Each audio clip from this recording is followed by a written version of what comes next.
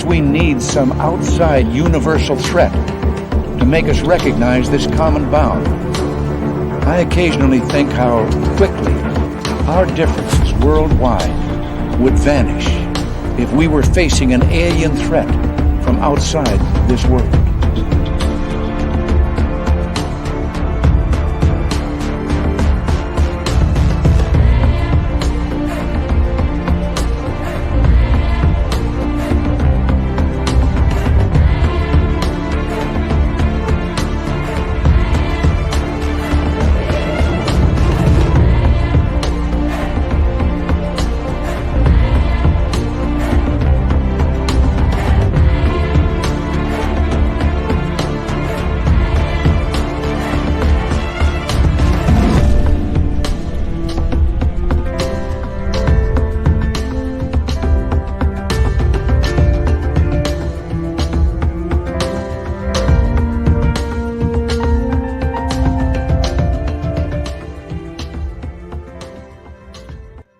Welcome back to Space Down Radio tonight. My name is Dave Scott. Thank you so much for taking the time to join us. We really do appreciate all of you tuning us on in.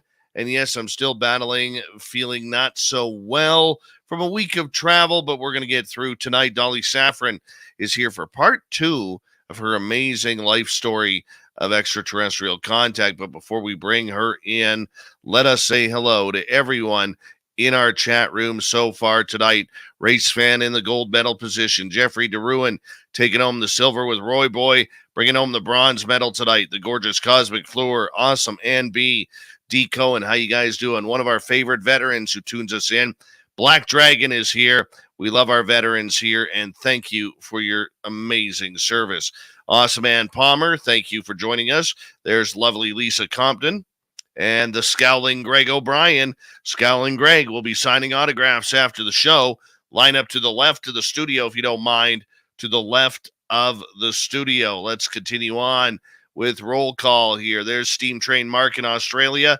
He'll let us know if we're alive tomorrow in the future. That would be great if we can. And moving on here, there's the gorgeous Amy Vegas O. Saw her earlier this week, and she'll be signing autographs after the show as well. Line up to the right of the studio for Amy, to the right of the studio. Lovely Lisa Compton. Rhonda Monpetit, merci beaucoup for coming on in. And who else do we have here? Let's take a look. There he is. It's Doug Shelby, everyone. The Doug Shelby has arrived. We can officially start this show. John Hinoyosa, nice to have you back. And who else is here? Oh, Mark is saying we are alive tomorrow. That is awesome. We made it for another day. Preston Dennett, he's hanging on out, listening to his lovely lady tonight. How you doing, Preston? Thank you for joining us. Stunning Jeanette Sanchez, good to see you. Ray, how's it going, buddy? You changed your picture. No more alien head. That's awesome. And moving on here, who else? We have Alien Critter. Thanks for joining us. Eddie Rodriguez, good to see you. And there's Super Duke from World Bigfoot Radio. He'll be on a little bit later with the Cryptid Report. And there's the lovely Jenny White Bear. Good to see you. And who else is here? Dim to Dim and Nicholas Shaughnessy. How you both doing? Stunning Samantha Hazelwood Gray. Thank you for coming on in. And there's Bigfoot Rob. He's looking gorgeous as ever with a nice paisley patterned headband on tonight, or bandana, whatever you want to call it. And moving on here, who else is coming on in? I'm still not 100%. Carlos, how you doing? Trisha, welcome to SOR Chat. Thank you for joining us. Digger Dog, good to see you. Scott Blight, how you doing, man? Stunning Pam Smith, the gorgeous Margie O. Felipe, how you doing, brother? Oh, there he is, the crypto guru himself. It is Ronald Murphy. Guru time. It is guru time. Come on. That one? There we go. All right, got the radio side going. Gong Show, how you doing, buddy? Good to see you. 405er Pono, how you guys doing? Sweet Donna C, thanks for coming on in. Kanga Anon, welcome to SOR Chat. Glad you could make it for your first time. And who else do we have here? Scrolling on down. Stunning Sonia's news. Zach Martin, nice to have you here. Latro, good to see you. Gilbert, nice to have you back. Bobbert, good to see you. Troy SR75, how you doing? And we are caught up right now. The super chat is a great way to show us value, what you think of this show. We do appreciate every super chat that comes on in.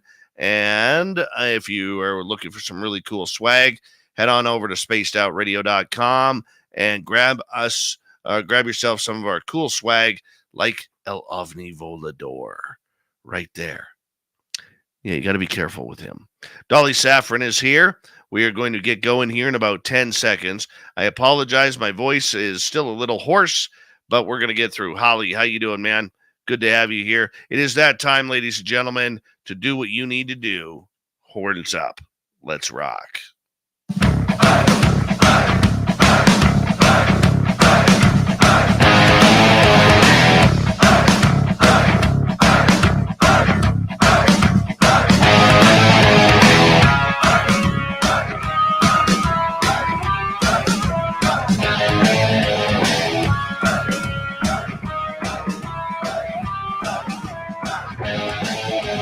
From the mountains of central British Columbia to you listening around the world, this, my friends, is Spaced Out Radio.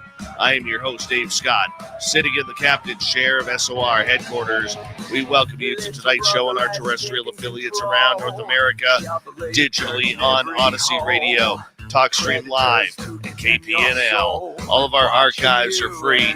Join us at youtube.com/Spaced Out Radio. Do old Davey the favor, hit that subscribe button. You can follow us on Twitter at Spaced Out Radio, Instagram at Spaced Out Radio Show, and on TikTok at Spaced Out Radio. Our website is spacedoutradio.com. We have a plethora of features for you. Rock out to Bumblefoot, read Shirky Poo's Newswire. Check out our swag as well. Tonight's show is brought to you by Chive Charities. Help make the world 10% happier by visiting Chive Charities today. You can find them on our website. We got a great show for you tonight. Dolly Safran returns for part 2 of her ET story. In hour 3, we go to the swamp as we got another spooky story from Swamp Dweller. Super Duke is back for the Cryptid Report. It's Dave 101 night, and Shirky Poo has the news. Now, about a month ago, Dolly Safran was here on Spaced Out Radio telling her incredible story of being a generational ET contactee, contact that still happens today. We learned a lot about her family background, coming from an Airborne Ranger family in the United States Army with her father. And then it wasn't until she was 14 that Dolly's memories started coming through with strange happenings that had happened through her childhood and continue right through today. We only got through part of it the last time, and I am very excited to have Dolly Safran back on Spaced Out Radio tonight, because these types of stories, this type of contact, is where we're going to find answers. And this is why we have her here, because we need some of these answers as to what is happening with the extraterrestrials. Dolly Safran, welcome back to Spaced Out Radio. How are you? I'm wonderful. Thank you. Hi, and hi, everybody out in the chat.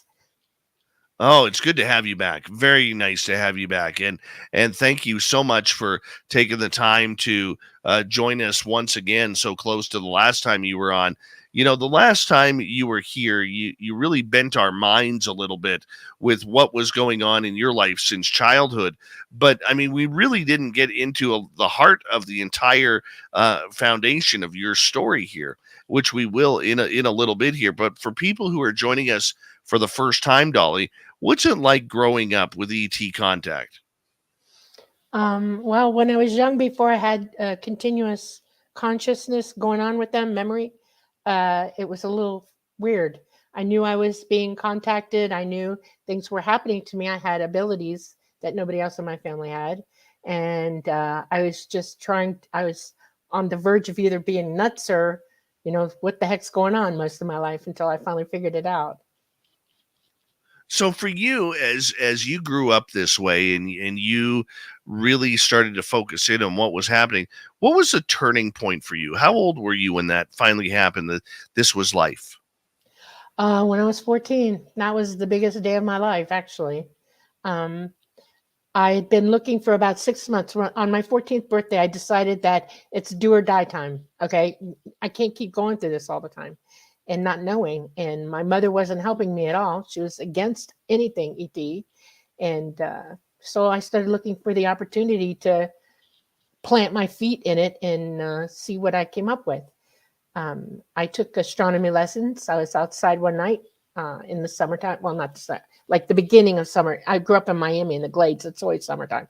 It was a school year still. We're winding it down. And I was out, I don't know, 1 o'clock in the morning doing some homework because I took lessons at the Miami Transit Planetarium. And my dad's like, go to bed. It's late. So I packed it down, went in my room, got my jammies on, was planted myself in my window. We had huge jalousied windows. And I was just looking outside. I never sleep anyway, 2 hours a night maybe.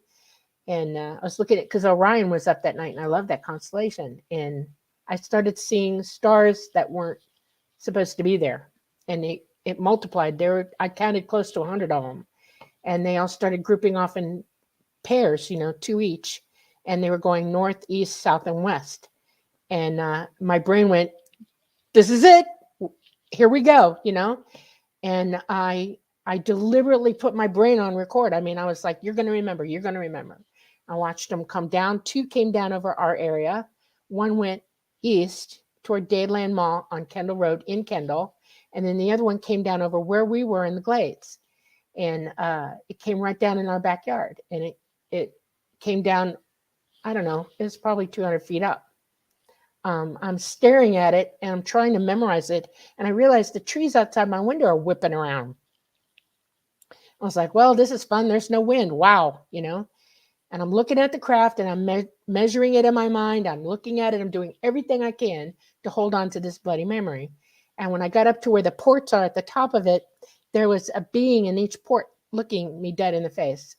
And Oh, wow. I had a moment. I was like, uh-oh, wait a minute. I'm not ready for this. And I turned and I was going to dive under my bed. I mean, where else do you go? In your bedroom, right? And the room just flashed in a big blue white light and out cold. I wake up, I don't know, 4:30 in the morning. I can hear my mother in the kitchen getting breakfast for my dad. And I'm pissed. I'm angry. I know exactly that I had an experience and I start crying and I'm trying to figure it out. And then I realized, oh my God, I'm not wearing my jammies. This is who the hell? They were inside out and backwards on me, all, helter skelter. And I was like, oh my God. And I thought, okay, I got to talk to my mom. So I went and took a shower because I felt yucky. I need to get ready for school. I went in the kitchen and she's making breakfast. The radio's playing and she says, make coffee. So I made her the coffee, thinking that would set her in a good mood, and I sat down at the table and I said, Mom, did you guys hear anything last night? Did you see lights? Anything? And she said, like, what are you talking about? And I said, like UFOs. And this is a bad subject in our family for her. And she turned around and pointed me in the face and said, no talking. I gave up. I sat there pissed off, angry, wanting to talk to her about it. And I was reconnoitering in my mind, how am I going to get her to talk to me about this important? Well, Paul Harvey was on the radio, but then it went to the news. And the very first thing out of that guy's mouth was 2 Dadeland police officers see UFOs last night. And he described it exactly what I saw coming down. And my brain exploded. I was like, this is, you don't get any better than that. That's confirmation. First time in my life, I can usurp my mother's authority because somebody else is talking about it too. Okay. I started hooping. I was jumping up and down. Oh my God, it's real. It's real. It's real. And she turned on me again and said, get out of my kitchen. You're dreaming. And when my mother had that tone in her voice, you didn't disobey her. You left. I went out the door. I was angry. I was despondent. And my dad was just walking in and he said, Dolly, go calm down. You're over the top. You got to calm down. I'll talk to you later, but go calm down. I was red in the face, freaking out. I ran to the bathroom. It's the only private room in our house. I turned the light out, locked the door, and slunk to the floor and just rocked for like 5 minutes thinking, well, how the hell am I going to deal with this? What am I going to do? And then it dawned on me, try to remember. Now's your moment. Replay it. So I did. I replayed it incrementally in my mind. I saw it with my eye, played it in my brain. And when I got to the part where the white light was, my whole head exploded. I had an instant migraine headache. I was sick to my stomach. My world was whirling. Okay. Because suddenly I remembered what the hell happened. It was powerful. I mean, I was literally ill. I was trying to keep it together. I had to go to school that day. I went to school like that.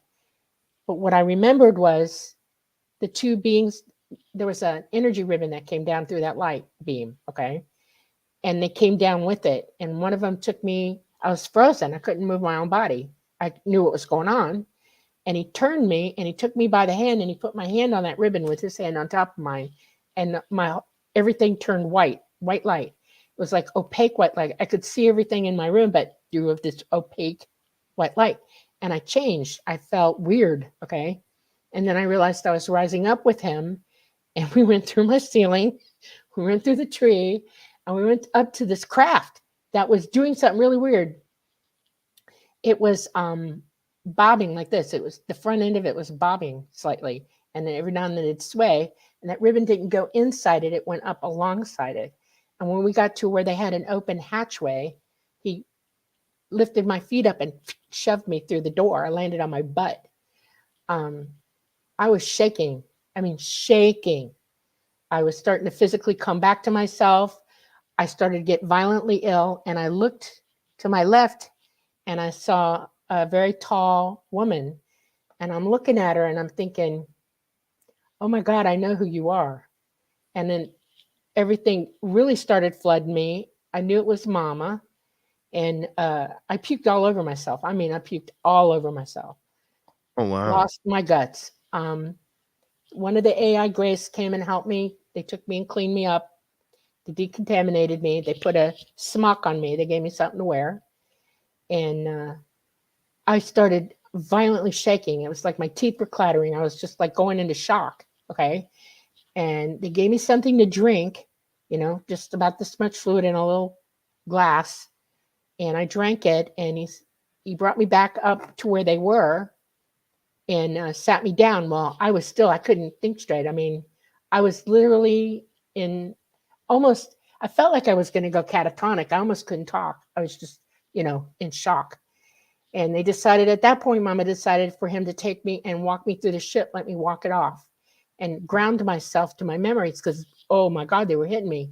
He took me all over that craft. I looked at everything. I even went into a room that was mine, like a little, compartment that was mine.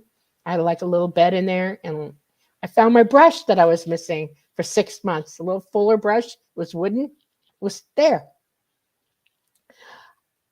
Once I got it together and I started to like be coherent and I was able to say my name and who I was and what was going on, they brought me back up and they sat me down, and Mama talked to me. She said, I'm proud of you. You're remembering.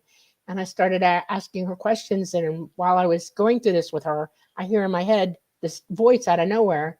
And the ship was talking to me, Talata. And he said, hey, kiddo, you okay? And I started to get sick again because, oh my God, it kept putting exclamation points.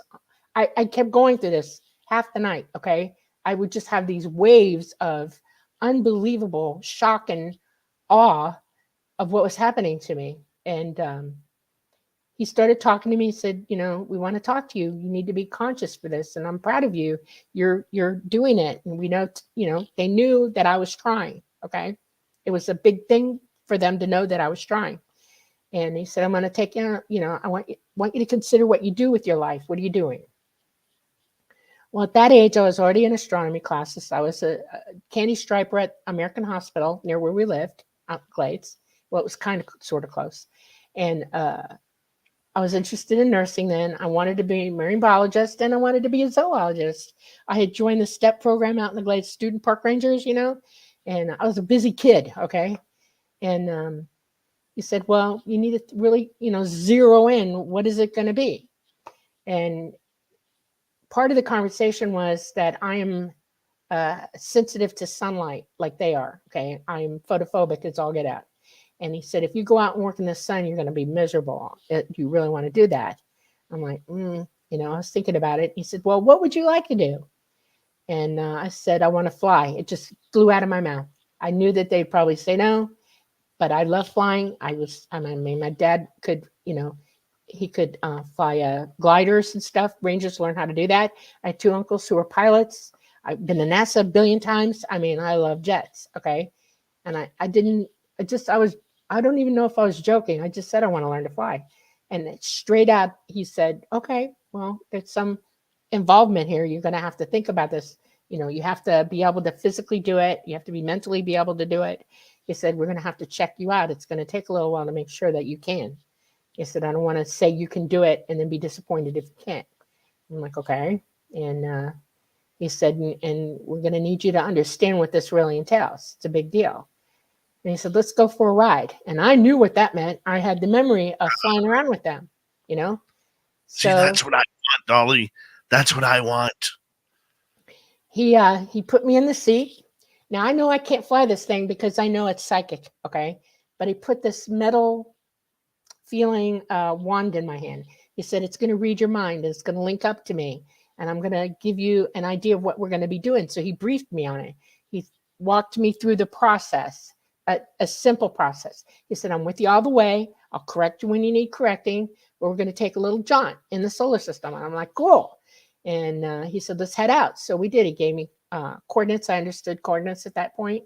I was already trying to take ground classes for navigation for air, flight in Cessna. And so we went out, and it only took 5 minutes. We made it to Saturn that fast. Boom. And when we got there, they were just way outside of it. We had I think we're about 10, 15 miles outside of its influential orbit. Okay. And we were looking at it, and I went into what I saw was incredible, because your eyesight here doesn't do justice to the pictures and the videos that we see. Okay. You cannot even conceive of what you're looking at when you're in space and you're there looking at it with your own eyes. The colors are unbelievable. That planet was a big gas. It is a big gas planet, and the colors in it are incredible, and it's moving. And the top of the planet, when you look at it, there's this geodetic hole in the top. Okay. It's it looks like a chevron. It could be, it undulated somewhat, and it was spinning around with the gases, but it was open through the atmosphere at the top of the planet. And that blew my mind. That just absolutely blew my mind. And he started giving me astronomy lessons. He said, this planet is very noisy. The rings cause vibrations on this planet. The planet has its own vibrations, and it's the resonant frequency that's causing that to happen on the planet. I was like, oh my God, And I looked at the rings. We went up and down through the rings. I learned what all the rings are comprised of. This is a big, this planet is like huge already, but the rings make it look 10 times bigger than anything else in our system. And it tilts. And it's got one moon that goes in the opposite orbit of everything else. And it's kind of cubey looking. It's really weird looking. And he said it came in later. Okay. That's why it's in a wrong orbit. And I just had all these wonderful lessons from them about Saturn. I also learned that Saturn is the way it is because of a huge calamity millions and millions of years before that. And that's why they teach everybody what Saturn is first. It was a beginning history lesson for me to remember about our system. He said, okay, I'm going to fly now. And he said, just sit back and relax. And we went out, and we ended up at the moon. And we did the 8 orbit around the moon, 8 orbits, like a spirograph. We went this way, and it went that way, and it went that way, just all the way around. We did what they call a low ride. I was about 150, 250 feet at all times above the surface of the planet in the orbiting that we were doing. And I got to see many things. I got to see that there is a base on the backside. I got to see that there are many artifacts on the moon that are abandoned now. I got to see the LEM and the flag. That was cool. It was just totally cool. And after we were done, if you look at the moon from Earth and it's full, up at the top on the rim, just a little bit to the left of that, is where we soft landed. We soft landed on the rim. And I got to see the Earth in transit. In other words, you know how the moon has different transits? It's full, it's half full, it's quarter full, looks like a crescent sometimes. Well, the Earth was in transit. And that blew my mind. I mean, that absolutely blew my mind. to see the earth like that, in shadow like that.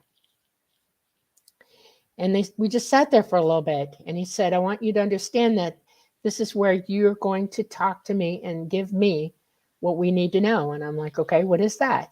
And he said, we need your deep understanding that when you say yes to us, it means that you will respect that yes, and that you will do everything that we ask of you. Okay. And he said, it won't be too much, but it's going to be hard. Are you willing to go through this? I was fried and done. They were serving me on a platter. Are you kidding me? After that, oh, yes, I was ready. I would have done anything at that point. Thus began the journey of learning to fly. Once they cleared me for it, I started learning, and it took 4 years. Right after my 19th birthday is when I took my first flight, first solo. And I've been flying ever since.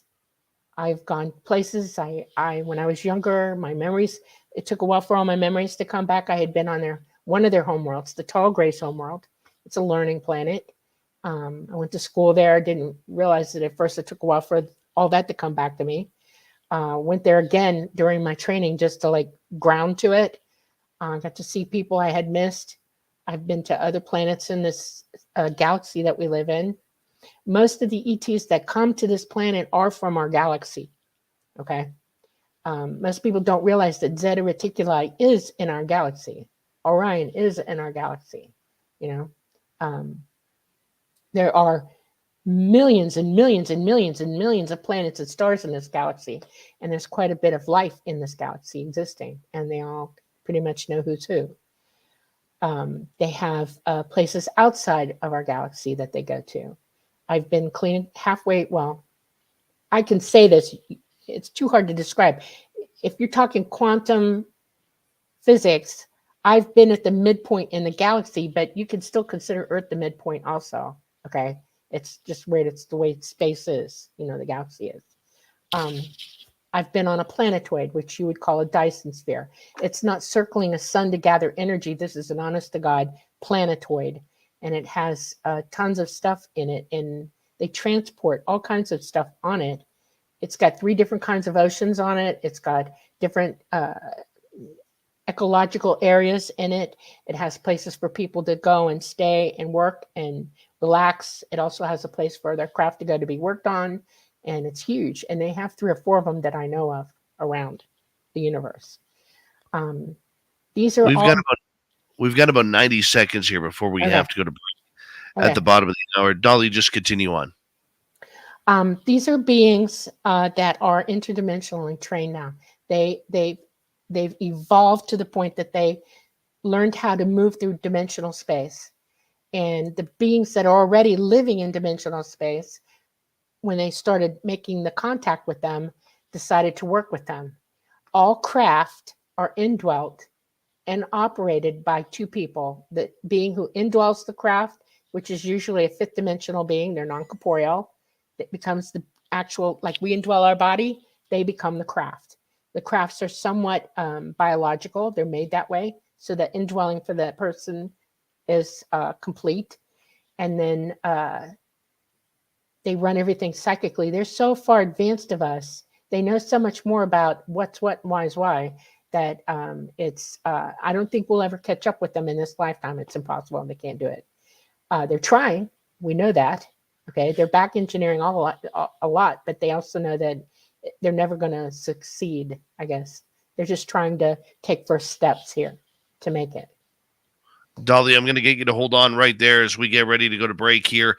At the bottom of the hour, we're going to continue on with our good friend Dolly Safran, part 2 of a series that started last month here on Spaced Out Radio, where Dolly gives us the incredible knowledge that she has gone through and learned from extraterrestrials over the last number of years.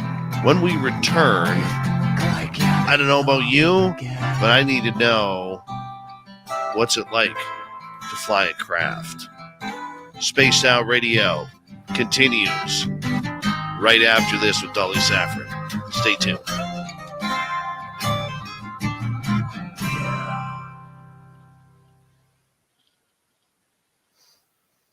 All right, we're clear. Oh, I could just listen to you for hours. Oh, Oh, yeah. Jonathan Davies, check your Facebook Messenger. Sent you something. And who showed up late here? Digger Dog, how you doing? Huckleberry Charles, how's it going? The gorgeous Cryptid Huntress, good to see you up tonight. And I think we're caught up.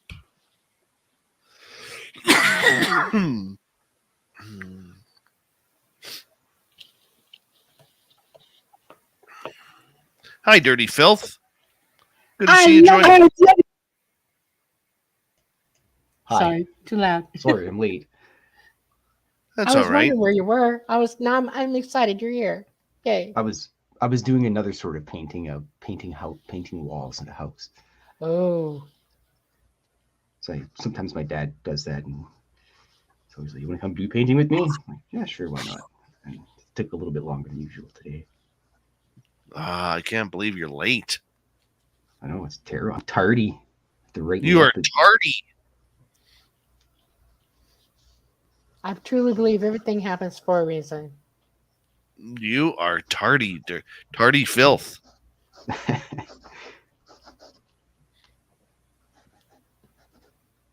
just gotta get my hands in order here. When I was growing up, my father's an architect, okay? And he can draw anything. And he taught me to draw really young. And I like to work in pastel chalk. And we had 3 kinds of dogs when I was growing up. St. Bernards were one of them. And we took pictures of all our dogs. And then we went in the kennel. And he cleared a wall for us and blanked it out. And we chalked pictures of all our dogs up on the wall together. And that was just some of the best fun I ever had with my dad was drawing like that. I've used pastels before, but I just find they get so mucky, and then I just don't achieve the. Oh, I know you wear it. Yeah. Like. Yep. It goes everywhere. I mean, everywhere. I like oil painting. That's interesting stuff, but I haven't played with it enough, so I can't really form an opinion on it.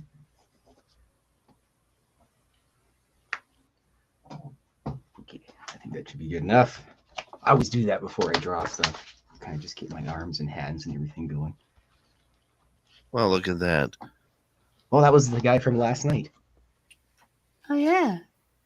Cool. The vegetable man from West Virginia. Mm. Just add ranch dressing and you're good to eat them. Yeah. Oh, Dave, guess what? What's I that? found a Sasquatch museum up in the Blue Ridge. Nice. A big one. Oh, and I was also told that Sasquatch live right near where I'm moving to. And I'm excited about it. Of course they do. Of course they do. You know, they're going to want to try on Preston's hats. I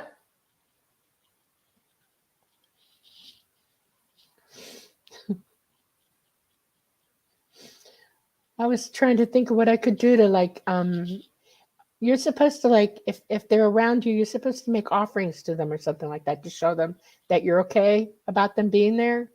Tobacco. Tobacco, okay. Tobacco. Once contact is made, berries. Oh, that'll be fun. We're planting all kinds of fruit trees out there, including blueberries and black raspberries and all kinds of stuff. So maybe that'll be good. And I'm going to grow gardens and stuff like that. And I'm just going to overdo it a little bit in case they're hungry. That kind of thing. Mm-hmm.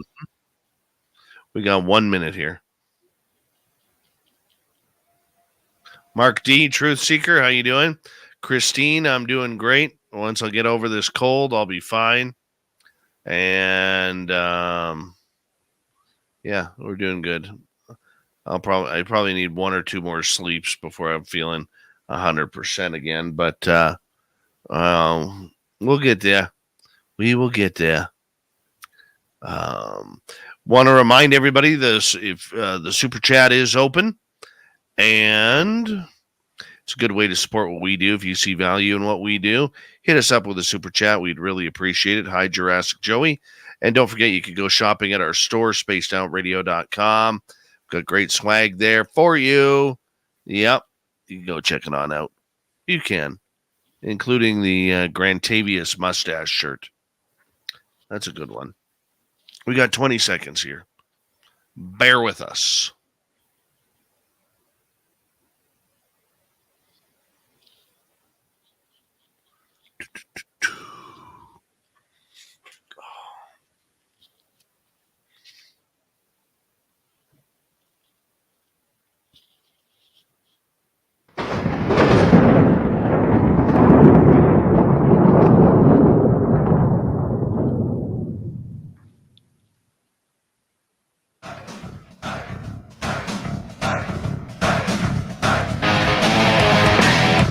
Second half hour of Spaced Out Radio is now underway.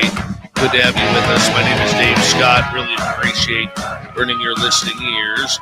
Want to remind you that if you missed most of this show or others, check out our free archives at youtube.com/Spaced Out Radio. Do old Davey the favor, hit that subscribe button. Our website is spacedoutradio.com. We have a plethora of features for you.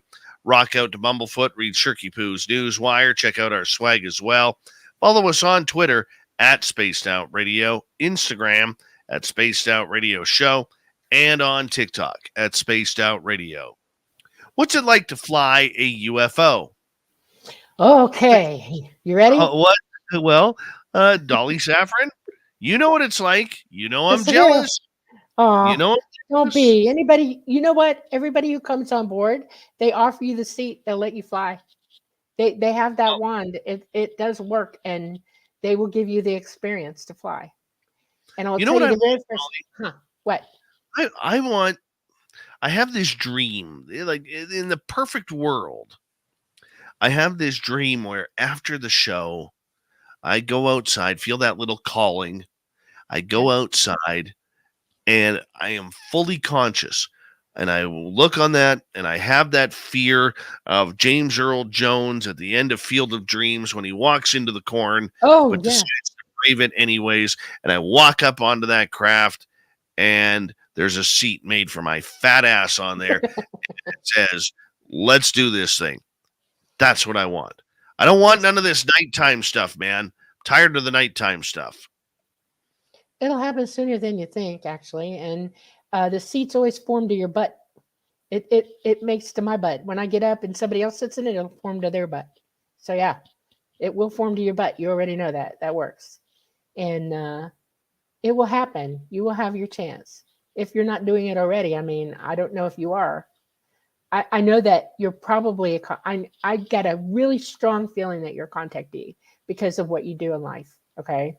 You're trying to bring the message out to everybody. You're very verbal about everything.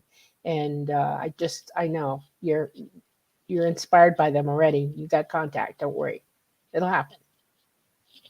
Well, yes, I am a contactee. And my big thing is I hate the unconscious stuff. I gripe about it every time. I do. I gripe about it every time to them. And the last time was about 3 weeks ago. And so, yeah, I'm just waiting for it. But I want that wide awake, wide aware contact like I did when I saw a landing in 2014. Ah, where? I want that. It was in my friend's yard. That's awesome. That's really awesome. How big was it? Very big. It was standing vertically at about 30, 35 feet. That's about right. That's amazing. Yeah. Did you get to walk on? No. I was chicken.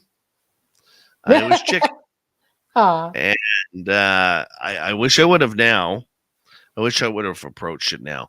A lot of my experiences, I would love a redo. I really would love a redo because I would do things so much different. I really would. There's plenty of more experiences coming at you. You don't need a redo. You have what's coming at you. I promise. Okay. It is going to happen. They will be landing in mass after that big CME hits. Okay. And they're just waiting for our magnetosphere to tighten up again. We're at a 40% loss with it right now. It's ginormous for them. It's just too hard. They keep crashing. They can't take it anymore. And so they have bugged out. And until that happens and our magnetosphere, strengthens back up, they will come back. Only they will come in mass. One of the reasons they keep coming out to everybody the way they are is they want you to do a few things before they come. They have a very serious message, and that is learn to use your psychic abilities, practice, get good at it, okay? Learn to not accept negative, bad things. In other words, turn it off, get it out of your life, because you got a lot to learn, and the universe can't download for you if you can't hear it. And that's why the psychic is so important. And but once they show up, the door's going to open and you're going to get on. And I will make sure, I promise you, you're gonna fly. Okay. I will promise you that you'll fly, because I can tell you really want it bad. And I would make sure. Okay. Because it's the best thing in the whole wide world. I live for it, literally live for it.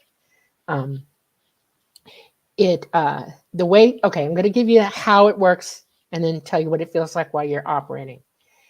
This is a craft that is run by psychic ability. There's very few components on this thing. It's very low, what you consider tech. There's no wires. There's no flip switches, dials, knobs, nothing. This is all beings who are able to use their minds and move light. Okay, and they're psychic, and they can lift you. They can do all kinds of stuff. Their power source is they've got two types of power. One is nuclear and one is battery. Their nuclear is interesting because there's an element that they fire up at nuclear that is so powerful it can create a graviton wave. And it doesn't take much for that element added into their nuclear to do that. They have a very small nuclear cell on board for that reason. It doesn't take much. This is an element that burns itself out and becomes something else, so there's no nuclear waste from it, okay? They're not contaminating everything. When they're flying outside our atmosphere and space, and then even coming down, they're flying that way. When you see them all white, they look, like they're in, the Tic Tacs look like they're surrounded by plasma. They are. They heat up to the point that they create plasma outside the craft, and they go through space like that too. All you see is white, okay? When they start coming down into the atmosphere, they have to drop their temperature, because to get close to you and I, they can't. They have to literally start losing all the radiation that's outside that craft and drop it, so they go to battery. That's why they love lightning so much. They're charging, or they love, big high tension wires and stuff like that. They charge on those. They use that electricity to charge their cells. The smaller craft use about 3 cells, and the larger craft, Talata, uses 6. Okay. Everything is electromagnetic in this field, this graviton wave, and they have emitters. If you want to read about it, Bob Lazar had it right. Everybody needs to listen to him. He knows what he's talking about. Okay. He has some schematics that he drew. He's absolutely correct. Okay. The smaller craft, they have to use a Faraday cage for the pilot, because everything is so electrified and electromagnetic that the pilot would just drop dead. They'd be electrocuted and be dead. I'm protected on Talara because my seat has grounding elements to it. The pads where my feet are, my feet touch pads on the floor and ground, and I have a ground on the left-hand side of where I sit, okay? And then on the right-hand side where I sit, there's an arm that is up when I fly, and there's a, in Egypt, and every hieroglyph you've ever seen from every civilization, all the little guys, even the Sumerians, run around with those little purses. Do you ever wonder what was in them? Ever? Yes.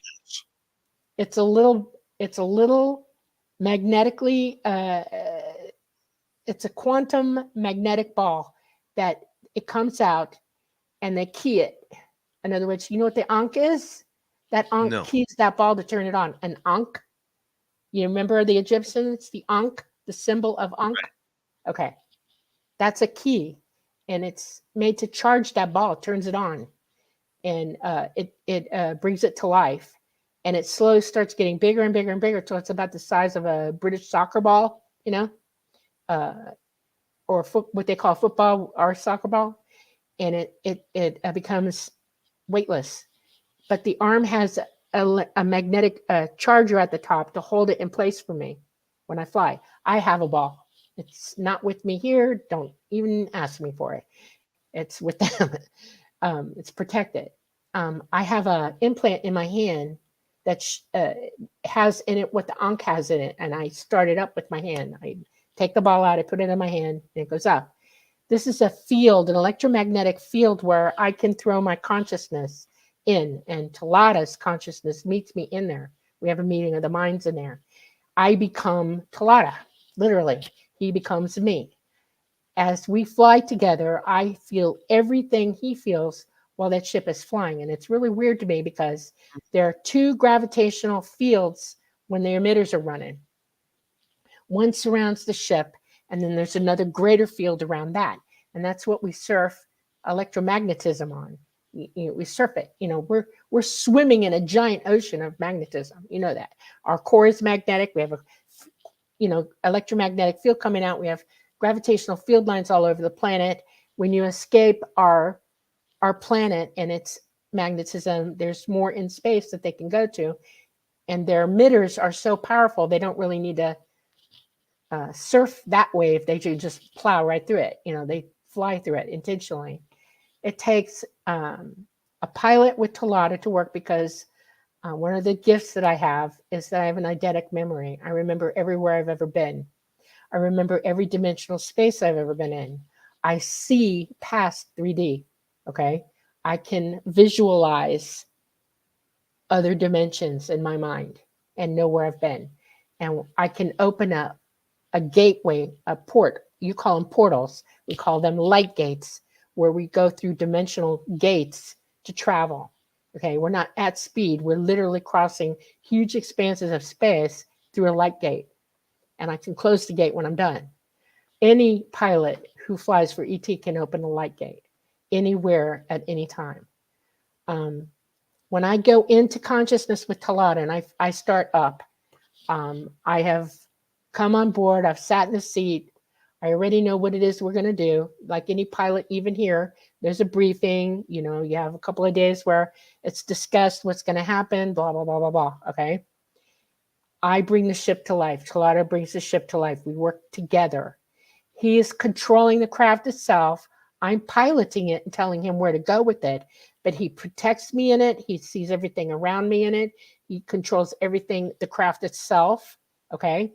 And he sees, because he's interdimensional, he sees where we're going as I see it too. He has a different view than I do. And it's a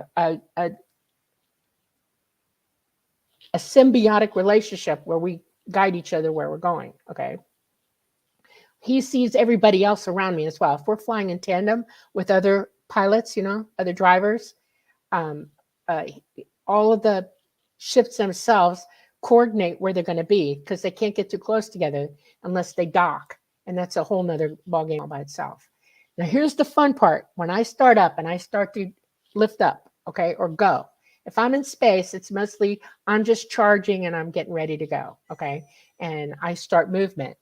Talata can feel everything, physically feel momentum. He can feel up descent, down descent. He can feel the skiff. If we're sitting on end, Talata orients in his mind. He knows we're sitting straight up. He has all of those perceptions that I don't have sitting in that field, and he transmits it to me. So at speed, I know I'm going 27,000 miles an hour in space. At speed, I know I'm doing Mach 9 on this planet. If I'm low riding, I'm doing 14,000 miles an hour, okay? And I'm half interdimensional when I low ride. So I get the feeling of flight with him as I fly. Funny thing about the human brain, it's so fast that I've become accustomed to what that is. Preston used to tell me, shut up, slow down, you're talking too fast. I will say whole sentences in a half a second. He says, you got to stop doing that. And it's because I mentally process so fast that I have to slow myself down to communicate with him or anybody here. That's what it's like. You're constantly aware of everything all at once, all the time. And it is an adrenaline high you have never had in your entire life, ever. Okay? You're so proud of yourself when you do it right, There are dangers when you're flying in a planet with an unstable magnetosphere like we have. I've had days where suddenly I got nothing. and I'm going to go down. We have the ability to see the energy fields around us, and I have really fast reflexes, and I'm able to adjust. But sometimes you get a young pilot in there, that's where the crashes occur. They lose it, they can't, and they go straight down. They can't help it. They've got nothing under them, and they go down. That's why they crash. So I hope I helped. Did that help? Well, I mean, it did and it didn't, because I Okay. mean, I'm still jealous. Oh, not I'm gonna lie. sorry. Well, I'm ask me still specifically. What else do you want to know? when you're flying it, how do you control it? How do you go where you want to go? Do they put you on missions? Let's start off with how do you fly it? I'm flying it psychically with my mind, except for when I'm interdimensional. And then there's the ball. And my hand is part of that, okay? What's in my hand. And I can't touch the thing. It would electrocute me in a second. But it moves with me, moves with my hand. So I'm grounding with my left hand, and I'm using that ball, and I can turn it anyway. Have you ever seen a flying saucer just suddenly go whoop the other way? I'm able to do that. I spin the ball, and I'm going the other way. I don't feel the inertia of that. I can do anything, and I can go up, down, upside down, anywhere I want to go just by moving that ball. We're interdimensional, half in and half out when we're doing that. When you see them do strange nose dives or stop suddenly, that's all psychic. I can just say, I make it stop until Lotta hears me, and we feel it together, and I just stop the momentum of the craft. The craft absolutely becomes us, and we become the craft. Until it's already there, I just join in. It's all in your mind. Everything you do is psychic. Everything. Okay. With the idea that the biological ship is controlling, or you are controlling it through your consciousness, Yes. do they put you on missions on where you can go, or are you just allowed to free roll it and go wherever you want? Never free rolling, never. Everything is decided upon what I'm doing. I do have what you would call missions, but they're not like military. They do make contact with people. They're watching humanity. With our magnetosphere down, you know this, we've had tons of cancer show up, mental problems, autoimmune disorders, all kinds of illnesses and diseases are just running rampant. The human genome is in trouble, okay?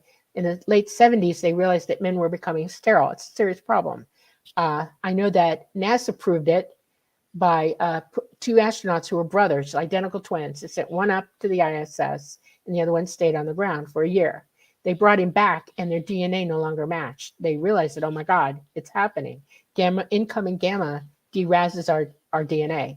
The reason that you're contacted, and everybody is, trust me, everybody, they're trying to hold us up, our DNA up for us while we're going through this, so that on the other side of that CME, before the sun decides to micronova, they're going to get us the heck off this rock. And it's a process, and they've been doing it for years. They also tried to work with the governments of this planet, and they found out real fast that no, not playing with them. They're not, I don't know what I could say a whole bunch of things, and I'm just not going to. It's wrong what they're doing, okay? They've been planning for a long time to go underground. They think that they've got the technology to survive a CME that bad. No, they do not. The CME that I'm talking about is going to go 10 miles straight down into the earth, and it will eat anything they've got electronic. It will down them. It will be dinosaur time. Caveman. No, nothing will survive it. Nothing. It's that powerful. They aren't ready for it, but they think they are. And they really believe that they're going to be. And the only reason this happened is when they did make contact with them. This is a human habit, and I'm sorry. You can't just hand all knowledge to somebody who's not ready for it yet. You can't take care of people who are supposed to be taking care of themselves. You can't do for people who must learn this. It's a process. Evolution is a big process. And if we want to even come up to them, we have to be further along on our evolutionary path. And we're just not there. And it's a lot of reasons why. One of them is this, that we stopped using our abilities. We got cut off from it. Everybody's born with a pineal gland in your head. that is made out of the same material as your eyeball, just doesn't have a lens. And it transmits out of your head. And it transmits straight to your consciousness, your real you, because you're just indwelling.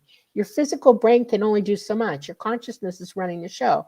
But if you can't have total constant contact with your consciousness, who you're really operating as, it's a problem. And people can't do what they need to do. They can't know what they should know. And it's a problem. And that's their main message. Learn to use it. It's time. Get up and go, you know? So the powers that be decided that if we weren't going to help them, that they didn't need us. I'm talking about ET, okay? I kind of associate with them in my head. I'm sorry. And and they shunned them. They decided that, okay, fine. If we're going to do it on our own, we're going to do it. But what happens with people who are not able to tap into that and use it naturally without tech, they become paranoid. They become angry. They do all kinds of weird stuff. They become elitist because they start holding on to what they know and not wanting to tell everybody else. So now we've got a class of people, the 1% on this planet, who think they're much better evolved than everybody else and that they get to run the show and it's all about control. And yeah, it's got to stop. And I wish it would, but that's why.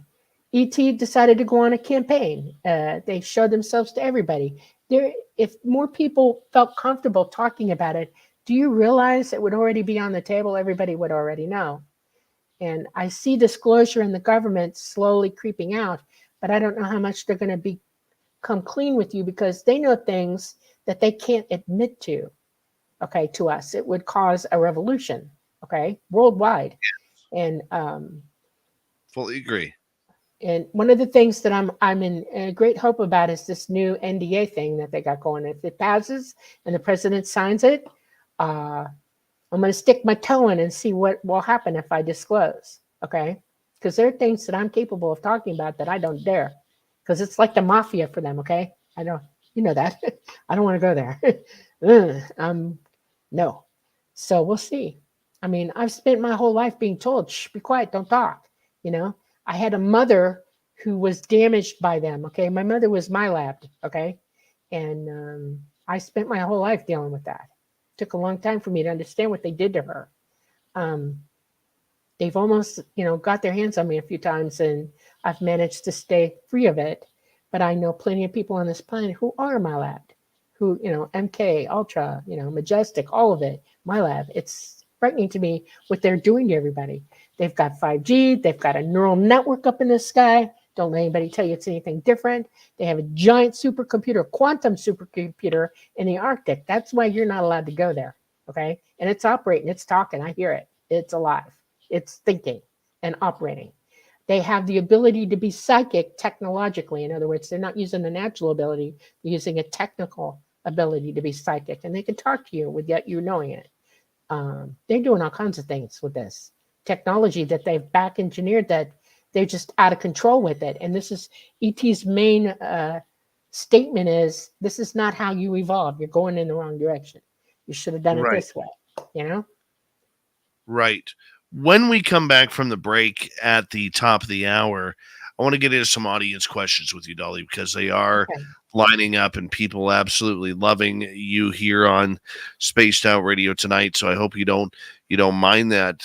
But with 30 seconds to go here before we go, your message is strong. It's very powerful. It's something that most people aren't used to. How do you deal with the fact that there are people who are going to say, well, Dolly isn't,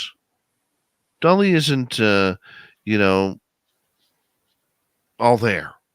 Let's get to that. I don't care. I'm bringing a message. I was totally briefed before I opened my mouth. ET knew that I was getting ready to do it. They walked me through the steps. They told I've been well-versed in what could come at me. And you're that brave to do it, and that's why we love you. Your message is awesome. It is powerful. Dolly Safran, part 2 of her ET contact experiences here on Spaced Out Radio. When we return, more on her experience, more on your questions as well. Spaced Out Radio continues after this.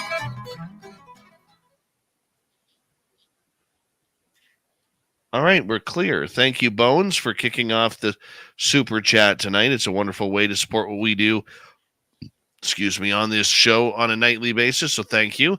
Hello, gorgeous Jessica McCreary. Your hair looks fantastic tonight. And I think we're all caught up. I'm just going to step away and we'll turn this over to Dirty Filth.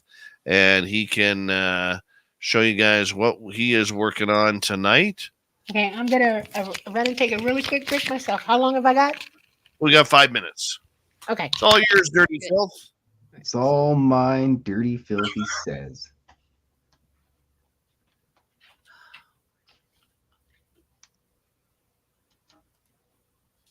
Well, I helped my dad paint a house.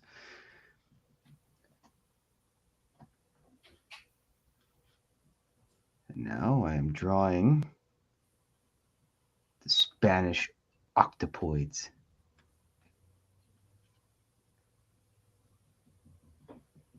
I don't really have the year handy. I was a little bit late and rushed to get in here and draw cartoons and junk, distract people from their, daily lives, because you could be watching wrestling or something. But it's much better than looking at Dave's chair, I can tell you that much.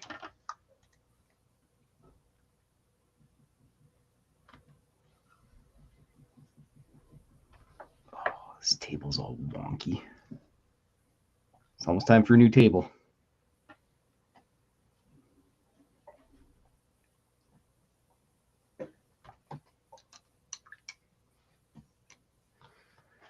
Oh boy.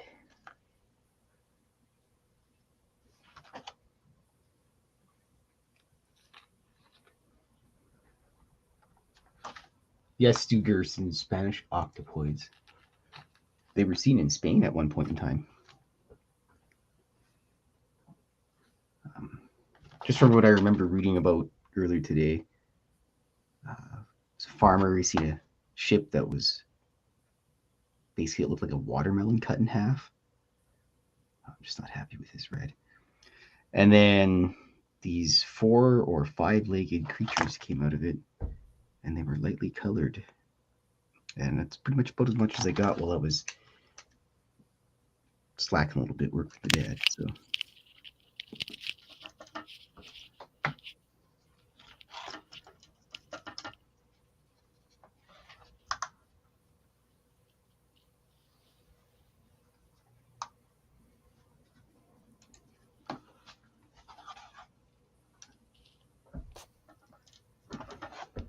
Dookie.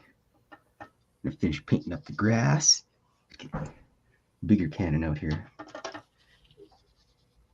Get the grass painted, and then I can color in the octopoids. Be a light color. Oh, sure. Maybe I'll put some blue in there. Maybe purple. I don't know. Just biased because I really like purple.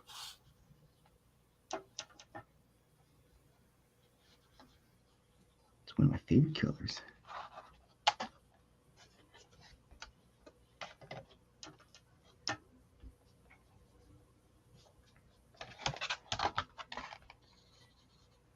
If anybody wonders why I keep spinning the page around, it's just so I can get in tight to the lines and I'll be quiet stomach. So I get in tight to the lines and then I don't glob all over everything else. It's just the way the brush works.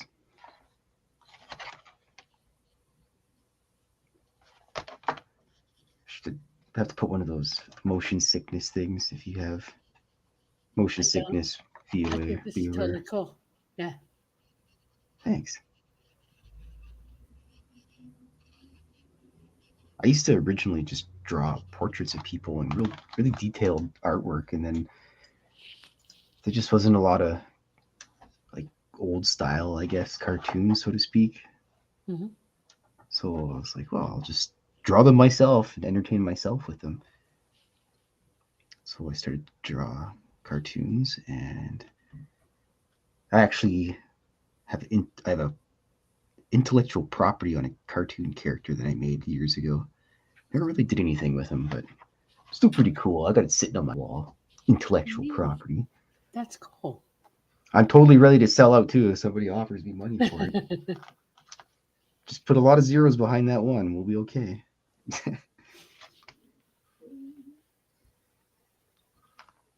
Looking good, Yeah, Dirty Phil. Thanks, Dave.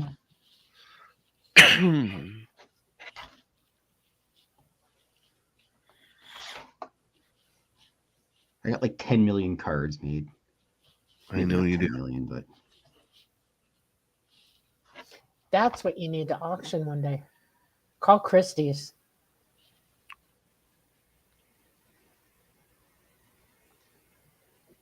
All right. We got about 45 seconds.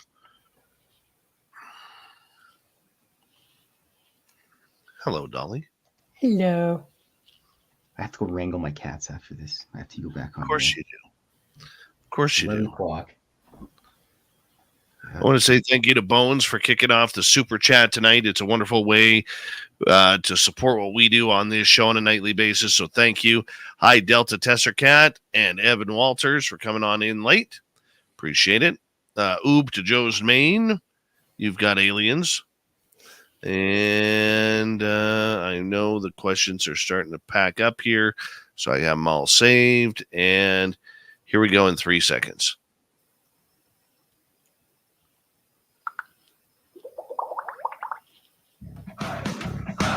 You're listening to Spaced Out Radio with Dave Scott.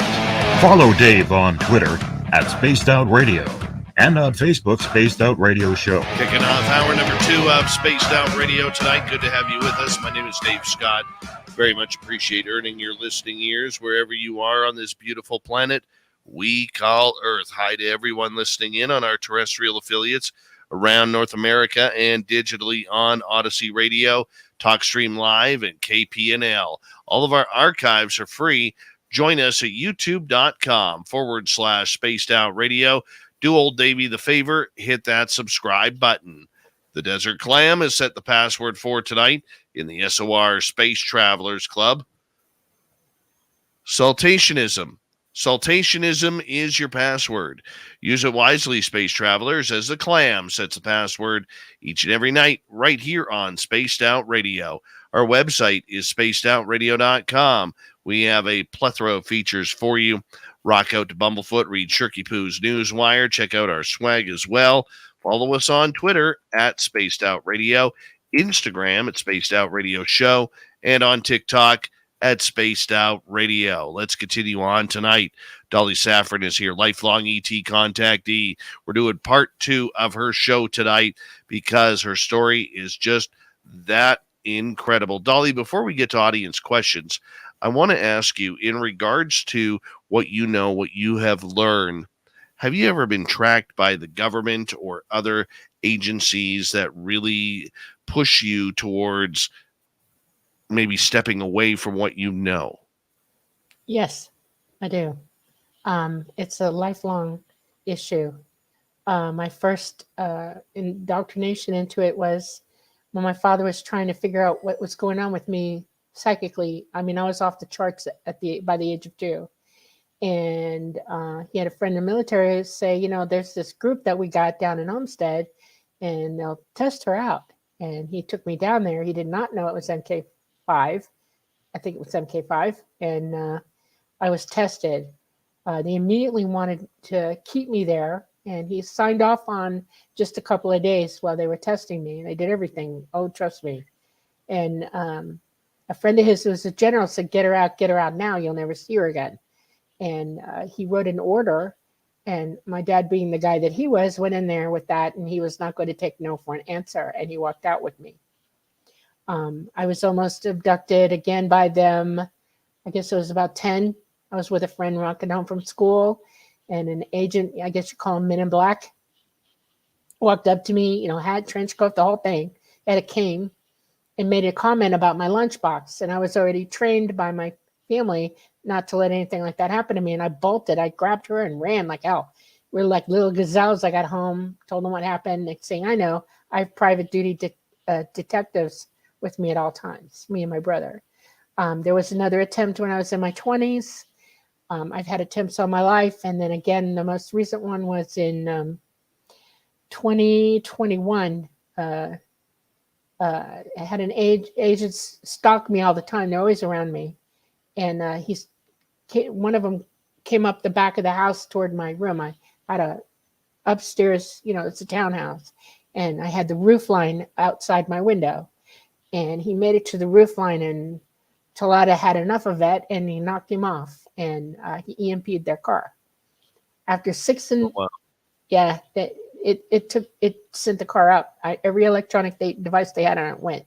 They had 6 agents out there. They brought a special wrecker. Long story short, they didn't bother me for a while, and then this was right after Hurricane Michael, and the apartment building next to us was still not anything. It was like condemned. And next thing I know, there's some look like telephone people walking in there with equipment, and they put a ton of listening devices in there, which I thought was funny. And when I was at the UFO con, MegaCon, with Preston, the first time I ever met him, it was just in 2021, at Laughlin, Preston got a dose of it because they were following me there too. He was driving back from the hotel where they had the con, and I had rented an Airbnb, and Preston's like, "Are they following us?"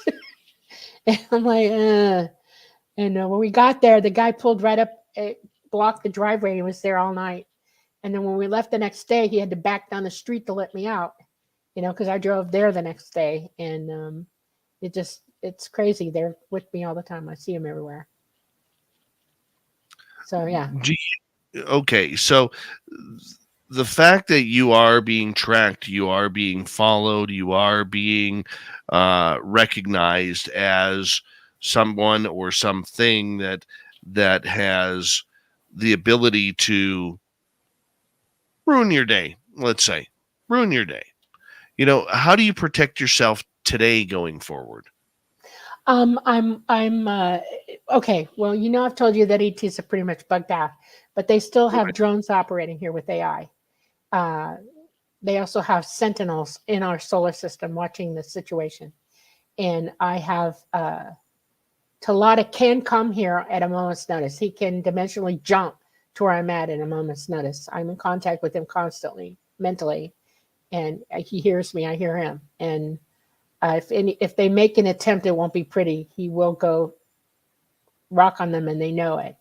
They've mostly watched me. This is my opinion. I think they're just trying to catch them. That's what I think they are. I used to live near where Tyndall Air Force Base, where the Space Force is, and I think they were dying for him to come down to get him, to be honest with you. But nobody's ever been able to do anything to him. Nobody. So it won't be pretty. If they try to abduct me, it's not going to go well. Let's put it that way. And they know it. The joy of being protected by aliens. Yeah. Oh, the joy. I want to ask you, before we get to some audience questions here, the fact that you are on the radar and that you've had numerous groups try and close in on you, for you moving forward with now that you're more public than you've ever been before, has their game plan changed towards you? Sure. I keep waiting for the day where they absolutely attack my credibility and everything. They're going to. They did it to Lazar. Why not me? Anybody who speaks out about them and makes sense, they're going to go after. So I know that's coming. That would be next steps, And the fact that I'm public about it kind of helps me too, because it puts me out there. People are noticing what's going on and they hear me. So, and as far as I also have trolls on me all the time, the videos that go out and stuff like that are, attacked every now and then. And like you were asking me, does it bother me? No, it does not. I don't. My whole premise is this: I'm just here to give you facts, knowledge. What you do with that is up to you. I mean, it's literally up to you. Nobody can make you psychic. You have to develop that ability yourself. You have to wake it up and use it. Just like you learn to walk, you've got to learn how to use your sixth sense. Okay. If you want to know the truth, it's up to everybody to do their own investigating. I wouldn't believe anybody out the gate ever. I would either use my abilities, or I would look things up, or, I'm saying gossip is not truth. You have to figure this stuff out for yourself. This is a part of how you become wise anyway, and how you learn. And so if you don't believe me, that's your right. You're autonomous. It doesn't bother me a bit. The only thing I ask anybody to do really is just to consider what I've said and go from there. I mean, the motto I learned growing up was know everything that is knowable and then proceed. Very cool. Very cool. Let's get to some audience questions here. Start off with Jonathan in the UK. Good morning to you, Jonathan. Was your physical body on board, or do you think your consciousness was abducted, Dolly? No, my physical body. We live in our universe has got a physical construct to it, a physical 3D physical construct. Everything you see, planets, asteroids, stars, are all in 3D. They're in the third dimension. It's hard. It's the hard drive, hardware of the universe. Okay. It's all in the third dimension. Within the entire universe, after that third dimension, you go up, there are other dimensions. There are 12 total inside our universe. Outside our universe are parallel universes. Okay. I'm not going to go there because it's just way too into it to talk about. What we're dealing with here is this. Most all the ETs are physical. They're in the 3D universe with us. They live in our galaxy. That's a 3D galaxy. Okay. It is all what it is. It's an engine. It operates. It has rules of behavior. Everything is mathematically explainable. It's there. It's hardwired. Okay. What the scientists here are having a hard time with is that there's a part of our universe that they can't explain. They want to call it dark matter. It is not. There is no such thing as dark matter. It is a failed hypothesis. They have no proof, none. What is the reason for that is we're here and our eyes are adjusted to light here and what we see here in this 3D. And when I say 3D, I mean dimensionally dense. Okay. We are gravity heavy here. We are particles of light that have strictly compacted. The entire universe is made out of light. Light is consciousness. Who you really are, what you're thinking with is all light. And it's really hard for science to explain that right now. They haven't come to it yet. And it's really hard to teach them without them evolving past certain ego issues and getting into what's real. A psychic can tell you, I'm seeing things that you can't see because it's different light and different densities of dimension, because my psychic ability is allowing me to perceive it, feel it, touch it, all of it. And science just can't quantify it. There is no quantification for it. And so they're having a hard time with that, a really hard time. I run into it every day. I listened to it last night on your show. It's really hard. Black holes are not permanent sinkholes. Things just don't evaporate and go away and go nowhere. You haven't been able to photograph or see a black hole expelling energy out of it. And they do. They reach a certain density of matter and they start shooting out like a quasar. And it's hard to see, and it's dust. It's the dust of life. It's the dust of everything in this universe. You're made of dust, light and dust. Okay? The engine that is this universe goes on. Okay. All right, let's move on to a second question here from our audience, and this one goes to Kim. She's got two questions in a row here. Okay. What did they want to do you to do, Dolly? They being the ETs. What's your goal? What's their mantra for you? Well, my mantra was to learn how to fly, and I have an ultimate mission. I'm going to be one of the ones that will be with everybody else when everybody's picked up. That is my main mission. Before that, I was helping people be surveyed and contacted to make sure that they stayed healthy. Their DNA wasn't derazing, that humanity was still going to be pretty whole when it happened. My goal, and this was my decision because I live here too, I live in duality. I see what I've learned with them, and then I've lived what I've lived here. And I'm a bit of a Valkyrie, and I've just had enough. I woke up one day and went, I can't take it anymore. There's too much BS going on around us. There's too much negativity. There's too much horror going on every day, and it just multiplies year to year to year to year. And I got fed up. I was like up to here with it. I was like, I'm done. And I talked to them about it. I said, I'm not the only one who feels this way. I know it. There are others like me on this planet right now as we speak. And how come I'm the only one that feels like I have autonomy, am I not allowed to say? And they're like, well, if you do this, there's a whole lot you have to consider. And they walk me through it. I'm an autonomous being. They couldn't stop me. I decided to do this. I decided to come forward. And my real wish is that somebody else like me will open their mouths and go, hey, I'm over here. Yep. You know, there's plenty of us that fly. There are plenty of us that fly here. And I want to start seeing it happen. I want him to feel comfortable enough to do what I'm doing. And that's just take matters in your own hands and just say humanity matters. We all matter. We're all wonderful, intelligent beings, all of us. And whether we're stupid or not is another matter, but we all deserve the right to know the truth, period. That's my belief. All right, second part to Kim's question. Why were they interested in you, Dolly? I am the great winner of being at the right place at the right time, I guess. It's nothing special about me. I don't believe I'm special. I'm just like everybody else on this planet. I'm a human being. I have some hybrid, closer hybrid to them. I just turned on at the right time. You know, why was Michelangelo who he was? Why was Da Vinci who he was? I mean, if you had asked them the same question, they would have told you the same thing. I don't know. I just happen to be able to do this. That's all. I'm not that special. Trust me.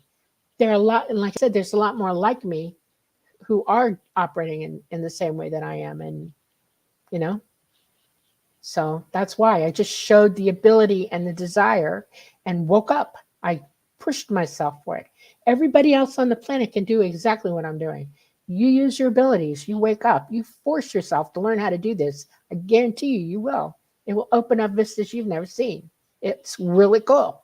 You know, my advice is go for it. Be like me. Do what I'm doing. Sounds fun. Sounds like a lot of fun.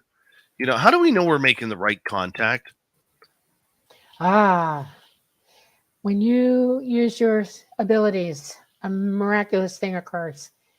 When you can hear the real words being spoken, when you can hear when you can hear what the mind is transmitting, you can also hear whether it's false or true. In other words, whether it's evil or positive, negative or positive, you will know it. There's no denying it. It is that exacting a language to them and to everybody here. You will hear every level of the human consciousness, who you really are and how you're operating in this body that you're in. We got a lot of bodies on this planet have been trained to be evil, and you'll be able to hear that. But there are a lot of people here who are already ascending. They're already opening their mind. They're already using their abilities and do hear the truth. And they're trying to talk. That's how you'll know. Okay, let's move on to our audience questions here. This one comes from George. What does a UFO look like? They come in different sizes. They are usually 2 to 3 levels deep and inside. They have 3 levels for reasons. One is where they operate with their technology for creating the graviton wave. That's usually on the bottom. There's a central core in every single one that diverts that energy to the gravitons. Okay. There's always 2 like the smaller craft have 2 gravitons on the top and then 1 graviton in the front. The bigger the craft, the more gravitons are involved. The waveguides. They are a type of metal that is biologic in that we have skin like this, and we can pick it up and, you can move it and you can stretch and you can do things. The skin and the body of these craft are biological in that they can do that too. You can inhale and expand your chest. It can expand also to a lot of, once he indwells the craft, has the ability to manipulate it. It is done, instead of me doing it physically like this, they do it psychically. They can actually expand or contract the craft and make things happen on the inside and the outside of the craft. They can light up. The skin of a craft, as it's biological, has the ability, They kind of do, the closest I can give you is like a cuttlefish. They can create any light at any time in any way. They can make you see what you think is there, but it is not. They can hide in broad daylight right in front of you and you not see them, because they can become the environment that they're in. They become it.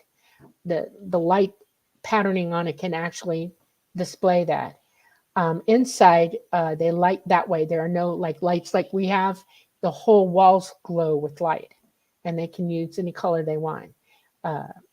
Literally, they don't have running water like we do in our houses.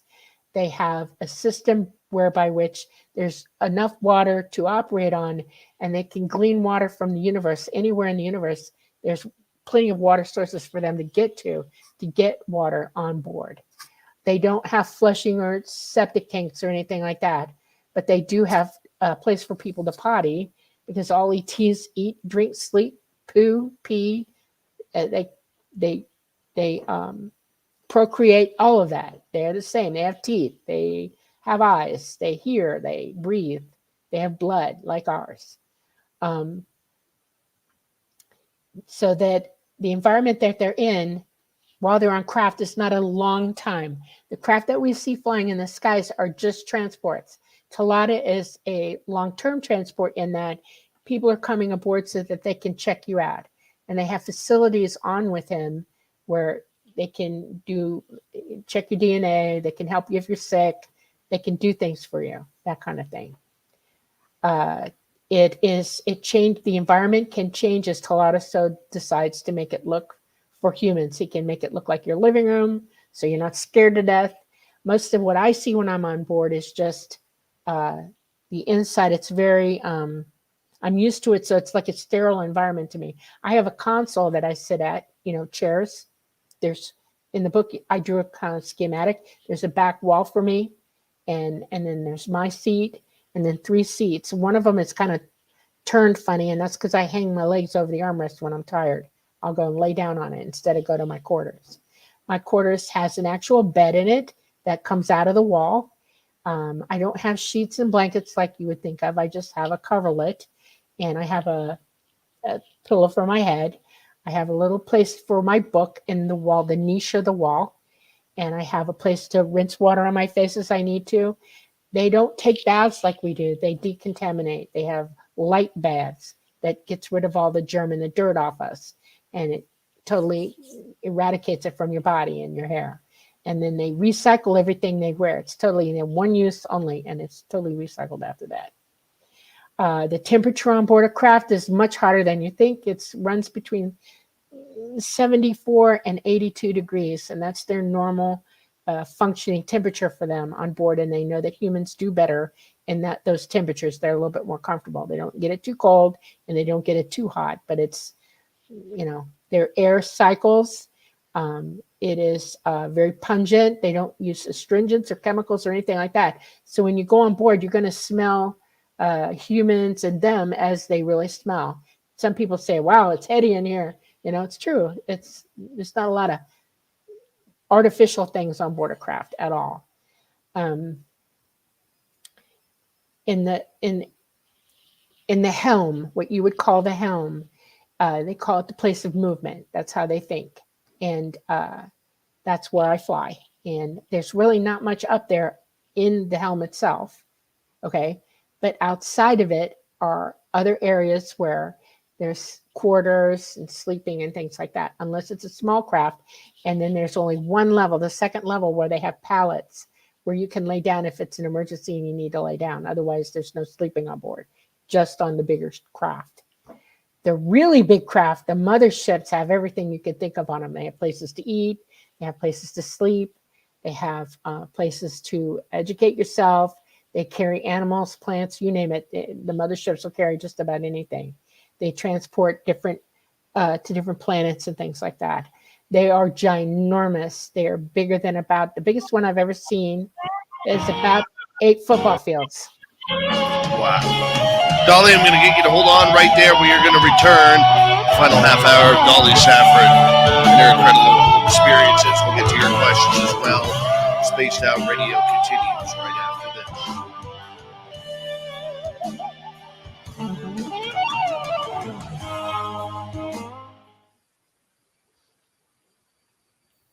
And we're clear.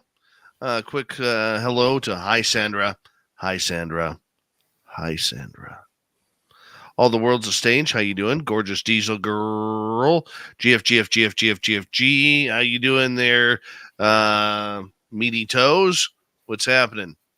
And let's see who else jumped in here.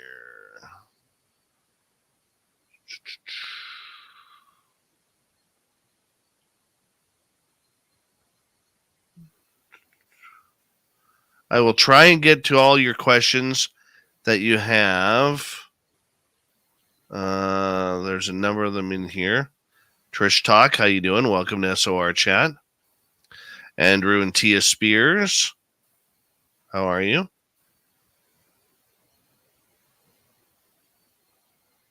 I think we is almost caught up.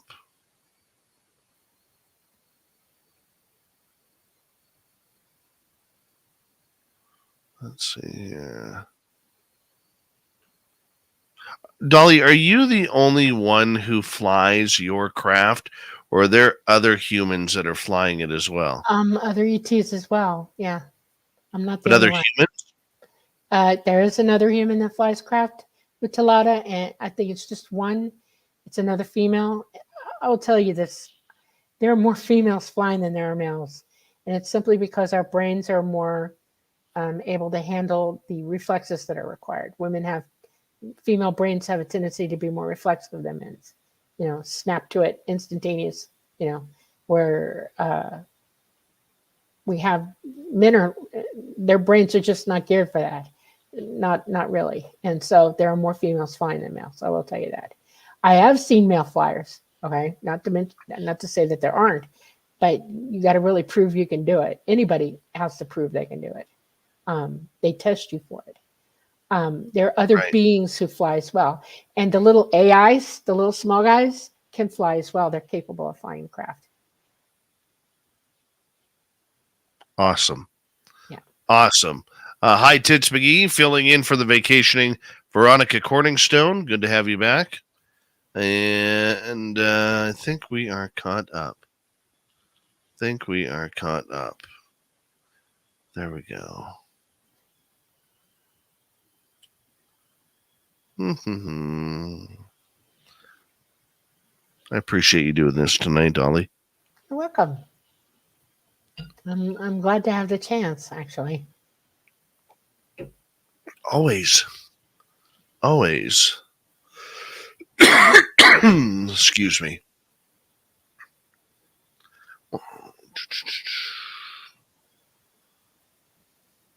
We've got about 2 minutes.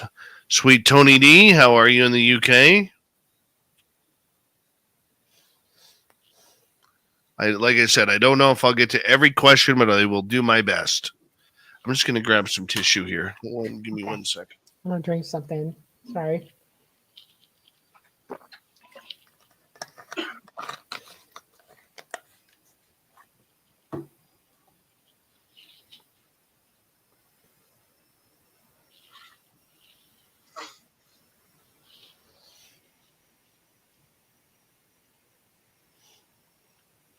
I have binocular vision, and so seeing up close is really hard for me to do.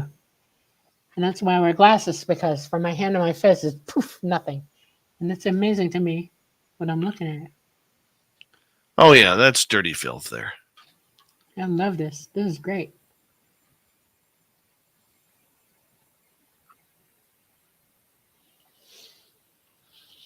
He's our resident weirdo. Hey, that's my kind of people, okay?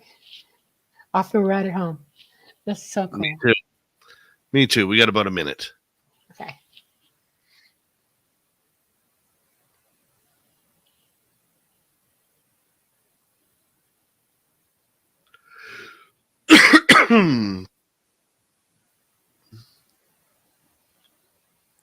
All right, big thank you to Bones ×2 for the 2 super chats tonight. Very much appreciate the love and support. It's a good way to show value in what we do. And anybody who's looking to buy a t-shirt or other swag, you can go to spacedoutradio.com and get it there. It's a lot of good stuff there. Hello, lovely Lavira. How are you? And we're going to get going here in about 30 seconds. And what a good night it's been. What a good night. It really has been. So we got about 15 seconds here, guys.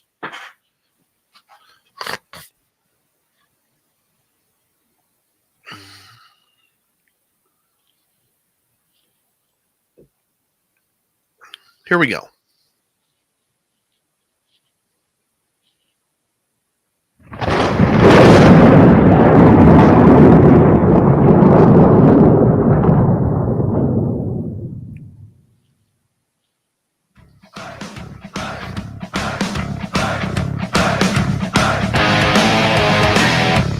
Past the halfway point of Spaced Out Radio tonight.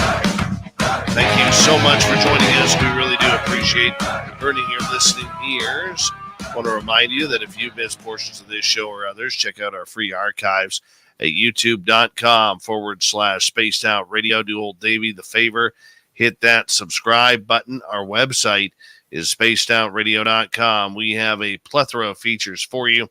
Rock out to Bumblefoot, read Shirky Poo's Newswire. Check out our swag as well. Follow us on Twitter at Spaced Out Radio, Instagram at Spaced Out Radio Show, and on TikTok at Spaced Out Radio.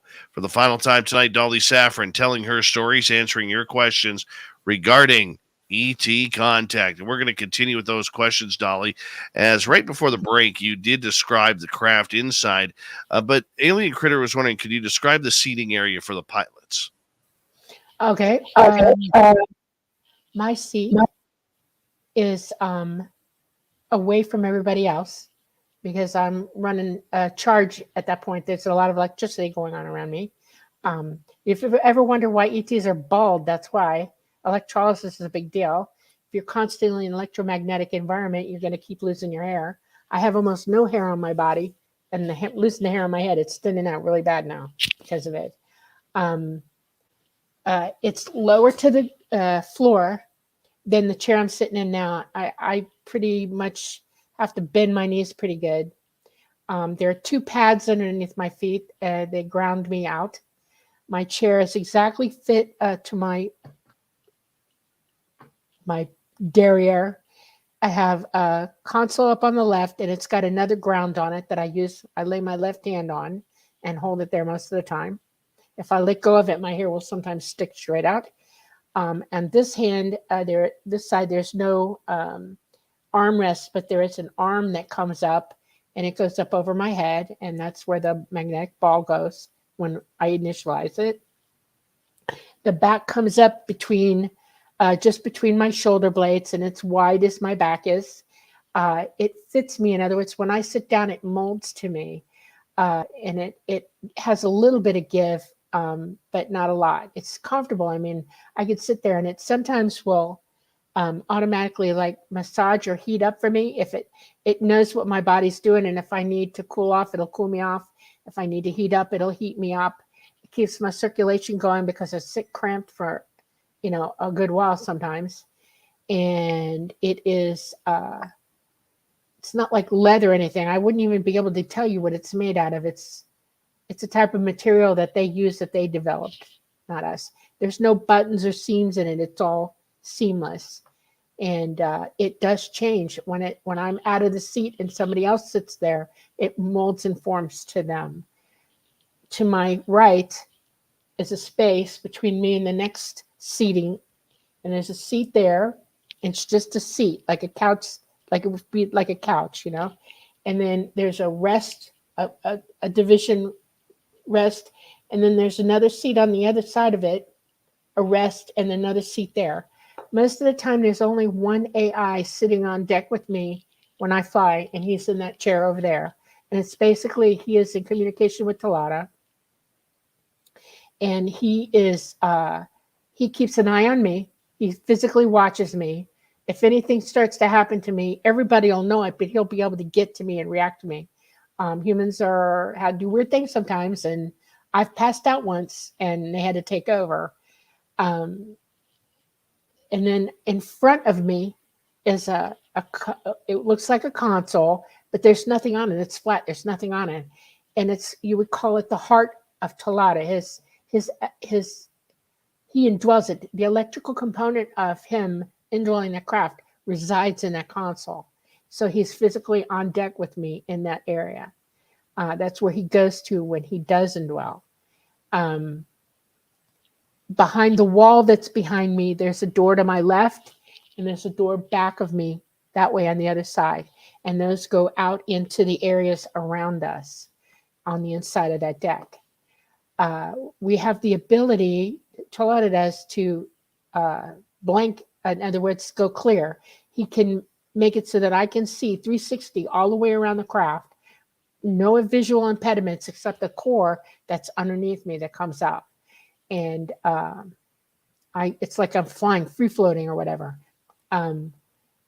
They have in front of Talata's only about 4 feet high, his console, and above that is a huge exit point. It's a doorway, and it can open up, and I've seen AIs sit on it when we're in atmosphere and just hang their legs over. It's kind of fun to watch. And where we are in him, I'm closer to the left side of the craft. There's a huge area in the middle. It's an observation area, and it's where people go to just see what's going on or whatever, who are on board him. You can hold on to a rail that's in there and experience the flight. It's a big round rotunda room up in that part of it. And then further on down the craft, there are other parts of the craft where other beings, are going. And then there's another hatch down on the end of his front side. On the outside of his skin, if you look at Todd, he has two, what you call it, they look like hookups, like this, hooks on the outside of his skin. And those are docking clamps that he docks when he comes in, and he can dock one way or the other. When we skiff, when we're surfing the magnetic field lines, we don't fly straight, horizontally at all. We skiff up. In other words, the craft comes up and rides the magnetic field line this way, because that's what we're either attracting or repelling. We can either go forward or backward magnetically, depending on which way we're going to use that field line. If it's generating a negative charge, we'll repel. If it's generating a positive charge, we'll go forward and skiff it that way. He has the bottom of him is another part that he can control to drop it. It's a round area, and it's where the batteries are. And when we go to batteries, you'll see a craft that looks flat, roundish, flat, whatever, and you'll see something come down, and it looks like it has lights on it. It's lighting up and doing things. Those are the battery. That's where the batteries are, and they drop them while they're in atmosphere, and they have to stay on batteries. Sometimes when they're in lightning storms and they're charging from that, you'll see it do all kinds of weird glowy things from that part of the craft. You'll see lightning curve around the craft to go to the underside to where the batteries are charging. When we're in full flight, they retract back up, and we go at speed, amazing speeds. We cannot go as fast as the speed of light. Nobody can. There's a certain amount of heat that's involved, and it starts to all your molecules separate. The heat is so hot, every molecule you are, even the craft, would just separate and fall apart. Speed of light is not happening. You would die. You'd go to nothing. So they don't fly that fast. When a light gate is being opened, they're completely solid. There's no view out, no nothing. And the light gate is open, and the craft waits for the gate to be stable, and then it shoots through. It takes less than a second to go 250 million miles through the galaxy, light years, 250 million light years, to another parsec in the galaxy. It's that fast. When we're traveling in tandem, multiple craft, a light gate will open, and we wait for the last one to go through, and whoever's last will shut the gate and close it down. There are places on Earth that are magnetically a good place to do light gates, to do what you would call portals. And that's because the magnetism in them is electrified enough that they can pull enough electricity from it, and energy from it to do a light gate.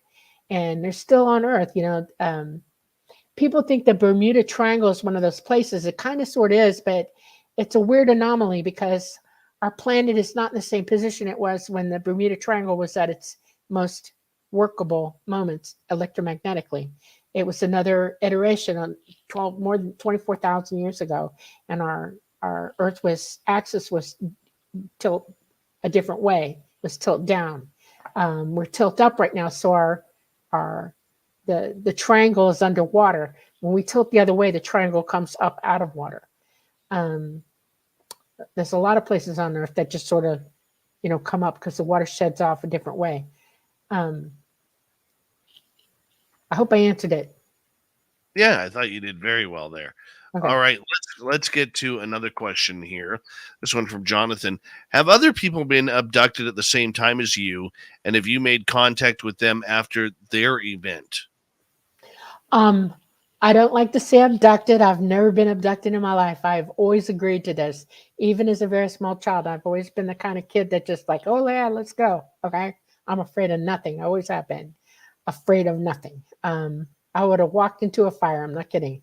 But I have been with other people when I was young who were going at the same time as me. Strangely, where I grew up, there were 7 other kids around the area where I lived that I knew. I knew, okay, I'm being honest. I knew 3 of them. The other ones I kind of sort of knew. We'd go at the same time. And that's because they have a tendency to not just pick one up at the time. They'll pick you up in groups and take you on board and then bring you out back at the same time. But there was almost always, when we were little, there were parents with them. I was the only one who was going on my own, and that's why I had Mama. Mama was my liaison. She was a tall gray. She's about 6'2", and she always took care of me. She was in charge of me when I was with them. Okay, let's continue on here. Black Dragon is wanting to know, are there beings that can travel without a ship? Yes.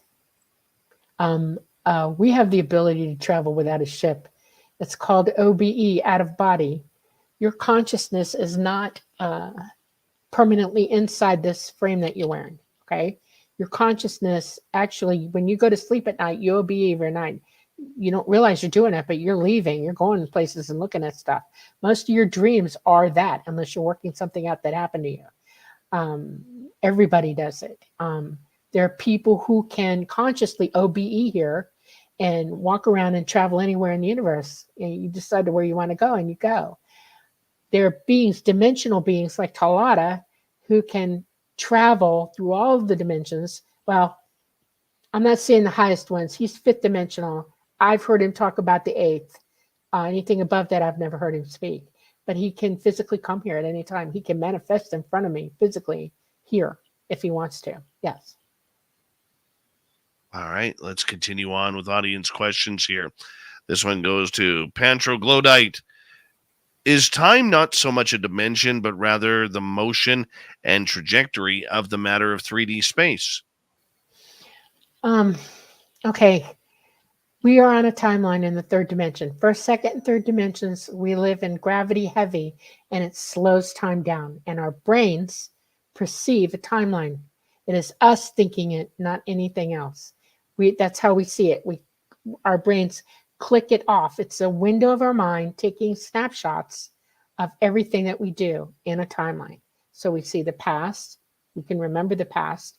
We live in the present, and we can conceive of the future. Okay. Outside this dimension, when you go up in the 4th, 5th, 6th upwards, you walk out of the timeline. It's no longer relevant anymore. You're out of it. And you consciously are aware all at one time of the past, the present, and the future. Time traveling is not what you think it is. They can physically travel in time since they're out of the timeline, they can travel back of it and forward of it. They prefer not to go forward of it. They've learned over the eons that they've been alive, all beings have learned that developed, that it's just not a good idea. Okay, it causes problems. But they can go witness what happened and think about it. They mostly try to remain in the present.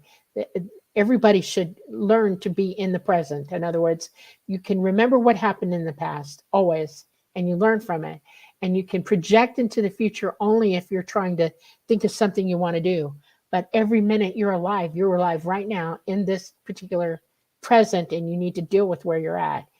Anything else is unacceptable. You mess up your karma if you do that. They have karma too. We all have karma. We are all in source together. Their concept of God is an all mind. The whole universe is alive. It's awake. It thinks, and we're part of that. We're in it, and we're able to communicate with one another and the universe, all at the same time.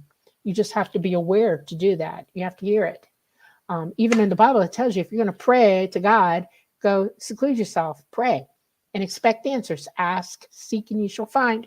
Well, if you're using your abilities, you sure can ask, and you'll download from it. It'll tell you anything you want to know and tell you the truth. You can learn to have all these experiences and these abilities. And there are plenty of people who do. Just look around you and see who they are. I know Preston's in the chat room. He OBs really, really well. He's written a book about it. He knows what he's doing. There are plenty of people like him. He learned from other people. It's not a mystery of how to do it. It existed. It's always existed. There's proof for it. Let's move on here. This one comes from YJ. His question is about red lasers from the smaller craft. What would they shine it into someone's window and scan them for? It's a dimensional laser, so they can see you through your wall. It's sort of like a camera, like a light, like we have light cables, that telecommunications light transmitters, and I got a camera and I'm looking at you, and I know that this is going through a satellite and all that, but it's in light waves. Okay, this is their handheld light wave transmitter, and the red means that they're using an interdimensional laser to look through your wall to see you. They're sighting you with it. They're not going to hurt you or anything. They just use it, to see you. Trisha would like to know, are there human ETs like us? Yes. The human genome is widespread throughout the universe. It is all pretty much the same thing. We all have the same DNA. It just dials out differently. Even animals, any living biological thing that exists in this universe has DNA, and it's all interrelated. We're all part of each other. They're us, we are them, we're all one. We look different, but some of us are more closely to what you're used to seeing here, and that is the Greys are human looking, the Nordics are human looking, the Anunnaki are human looking. There's all different kinds of bipedal walking around. It's the template of life. Yes. Okay, let's move on here. And let's get to Trish talk. So they, being the alien, shapeshift to anything that they want? No, that's a lie. That's not true. Only fifth dimensional and higher beings can reveal to you what they think you're comfortable looking at. In other words, if Talata was to show up and stand next to you, Dave, he would come and look human to you, okay? He would materialize that way. But they won't shift in front of you because your brain wouldn't accept that, first of all, but you'd see him be human. Other dimensional beings are capable of showing you what you want to see, yes. But they shift not in front of you. It's just too weird. You wouldn't know what to. You'd freak out and probably have a heart attack and die if you saw that for real. Maybe. Let's go to a second question. Follow up from Trish Talk. Have you seen any other humans while being in a ship or with them? Yes. Every time I went up, I would go on. My missions were to go into contact with people who they're taking care of or watching, make sure that they're healthy. And I would sort of like, after I'm dead flying, I would go sit with them while they were being worked on or worked with, and talk to them, help them understand what was happening. Sometimes I take them on a trip around the ship and take them up to the pilot's seat and let them sit there and, open the craft up so they could see out. I've seen every reaction there is, people doing that, and just try to relax them and help them to understand that this is real, and it's going to happen again someday. They're coming back to that. Some people want to remember it, some people don't. It just depends. Some people remember their experiences like they were in a dream. They don't want to forget it totally, but they have that essence of the dream, you know? Right. And I understand that. And that makes a lot of sense. Let's move on here. Dolly, have you ever painted what you see? Yeah, I've drawn what I see too. I've unfortunately had a weird life where things happen around me. And when my daughter was really, really small, we lost a storage unit to fire, and everything I owned was in it. And because we were building the house, yeah. So I got a little tainted for a while over that. Preston's been pushing me to start using pen and ink again and paper, and so I've started drawing again. So yes. Good. Okay, let's move on here. Holly is asking, have you ever tried taking an object from the craft home for a souvenir? Yeah, I did. I have a book on board. It is a book that teaches me. It helps me. It's very mutable. It changes. It's dimensional, kind of. It's pretty big. When I got it, it was only about this thick, and it's gotten bigger. And it looks like it's got a blue sapphire on the cover. You know, a whole blue sapphire. And when I was a teenager, I tried to walk off with it. I think I was 16 or 17. I just held it. We came in, and I just had it, and I made it out the door, and it went. I was so mad, and I got in trouble. I wasn't allowed to have it for a month after that. No, because it wasn't safe for me to bring it into my environment at home.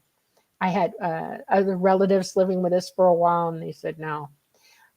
If I live on my own, I've had the ability to call it a couple times to me. I can get it, but most of the time not. I tried to I collect leaves and stuff like that. I'm real weird about nature and stuff. And I collected a bunch of leaves, and they didn't make it out either. They left. I got home, I laid them down, and they disappeared. If you try to take anything off, any piece of the ship at all, it will disappear and go back to the craft. They have the ability to do that. Yep. Very weird. Very weird that they could do that. Final question for you tonight comes from Tony in the UK. Is there a particular craft which is used more often than most? Yeah, I call them the two-seaters. Lazar calls them the sports models. Yes, those are the ones. Those are the Tic Tacs. That's what you see most of the time. Yep. Well, Dolly, it's been a fantastic time once again with you tonight, and I know there's a plethora of information that we have not even got to yet with you, but that's the beauty of it. We get to bring you back. I think next time we bring you back, Dolly, we'll bring you on with Preston, and you and Preston can come on and kind of share your detailed information regarding everything and his research, and as being one of the best novelists when it comes to writing about these fantastic subjects. So we got to do that. Okay. I'm pretty sure he's saying okay if he's still on in the chat room. Oh yeah. I would think so. Yeah. He likes us. We kind of like him, so yeah. It works. It works both ways. Yep. But we appreciate it. Do us a favor. Tell everybody where they can find your books, find Preston's books, and information about what you're working on. Okay. Symmetry, a true UFO adventure, is for sale on Amazon, Amazon.com. You can get it there. If you are somewhere where you can't use Amazon, if you go to a book dealer, they can order it for you. Preston can be reached at PrestonDennett@Weebly.com. He has a YouTube channel also under the name of Preston Dennett. All you have to do is keyword it. Actually, just put Preston Dennett in your computer and it'll bring up everything he's got. I am on YouTube. I have a YouTube channel, Dolly Safran, and I've got a lot of my videos up of Talata and some drones and stuff like that. And I'm getting ready to start. Once I move and I'm all settled in, I'm going to start making videos of how to use your abilities. I mean, I'm not going to tell you to do something and not give you an idea how to do it. That's it. Dolly, thank you so much for coming on Spaced Out Radio. We're going to do it all again very, very soon with you. Coming up next, we're going to head to the swamp.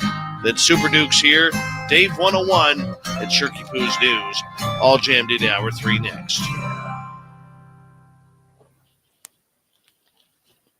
Great job, Dolly. Great Thank job you. as always. We love you around here. I love you guys too. And one of Wonderful. these days, when I get all settled in and everything, you have to, maybe if you feel like making a trip, if we find a Sasquatch, I'll invite you to come see. How's that? Well, I have people in your new area. We'll figure it Oh, out. cool. Okay. Yeah. All right. Well, I'm going to get All out right, of here and let you do what you got to do. Okay. take care. Bye-bye. Bye. Isn't her energy just infectious? Love her. Love her. I'm just going to step away for a few minutes, and I'll be right back, guys.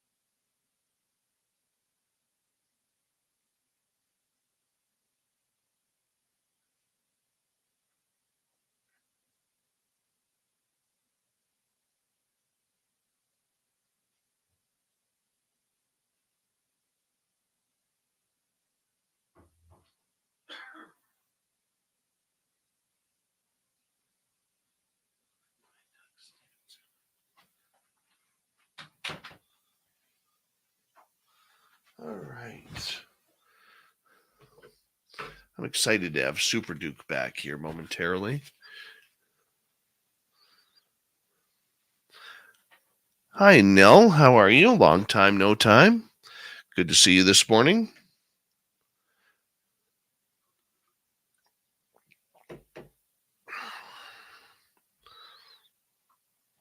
All right. We've got just over a minute to go here, everyone.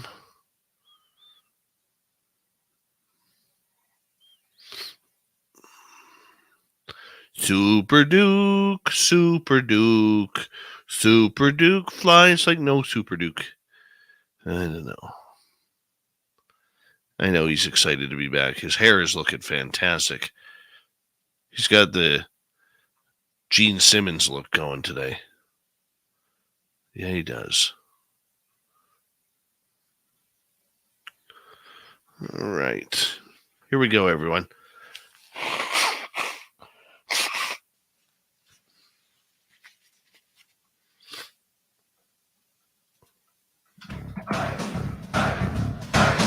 Would you like to connect with us? Head to spacedoutradio.com for all your latest show info. Now, back to Dave Scott and SOR. Third and final hour of Spaced Out Radio is now underway. Good to have you with us. My name is Dave Scott.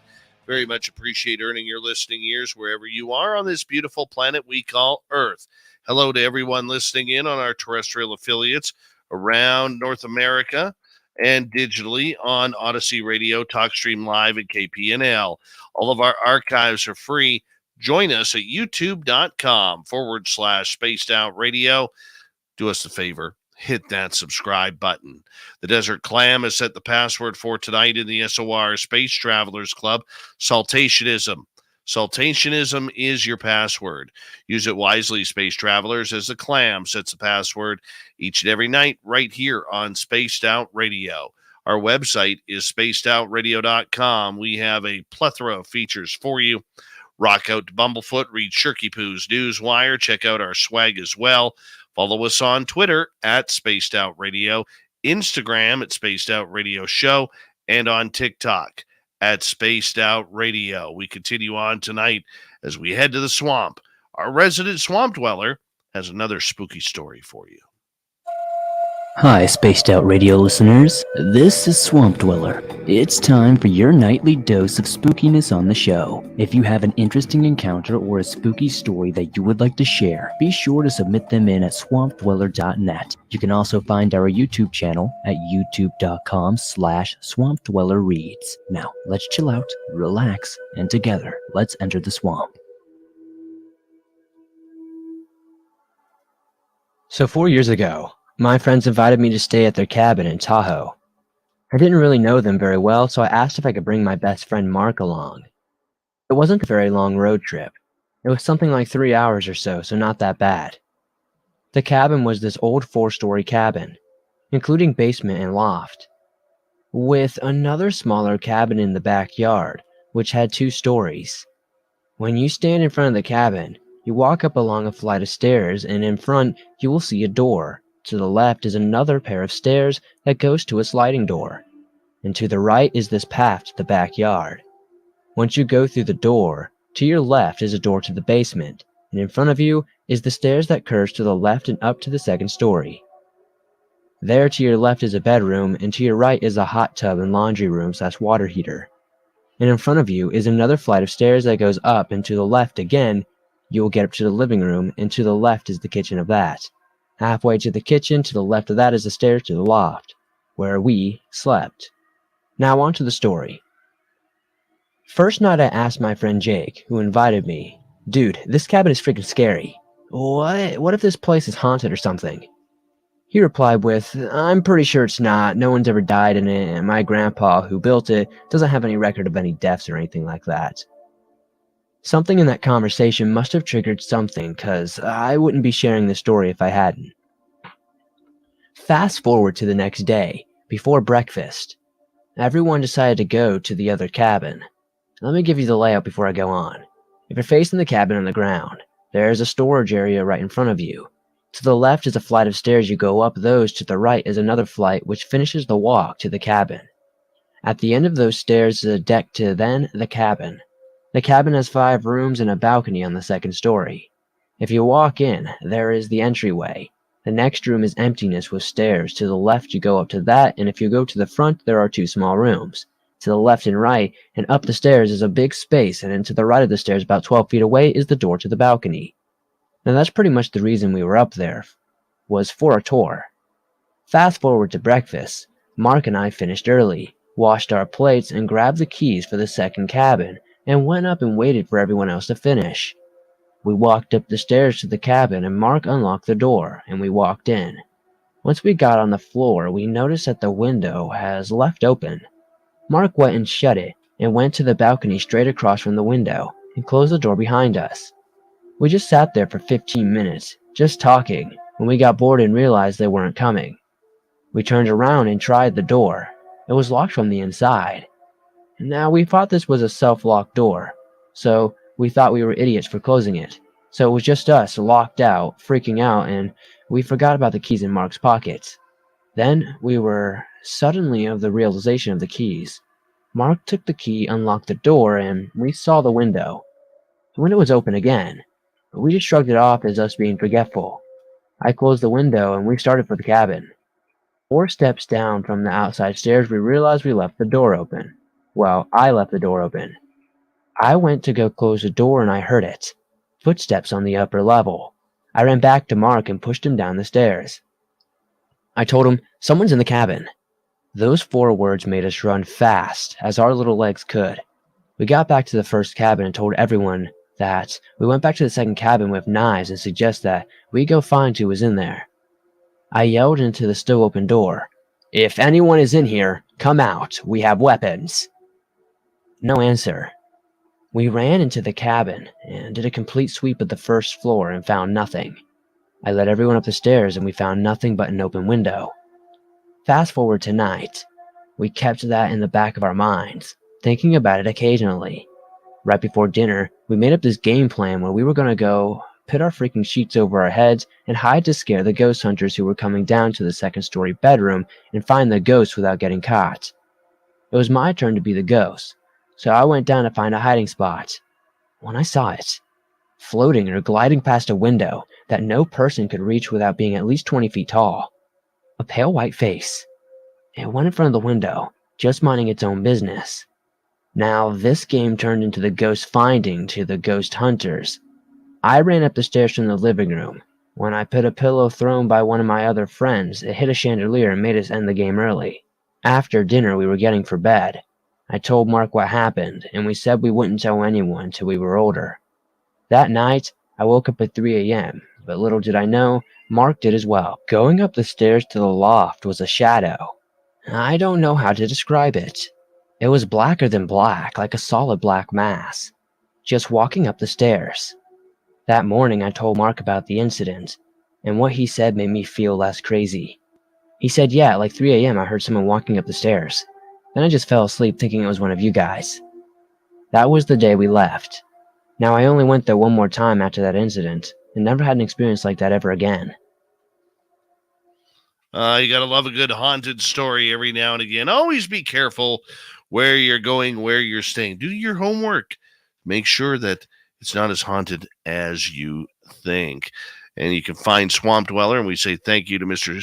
SD for letting us use another one of his wonderful stories. You can find him on YouTube at youtube.com/Swamp Dweller Reads for more spooky stories. All right, it's that time once again where we bring in the captain of the cryptids, Super Duke from World Bigfoot Radio is back.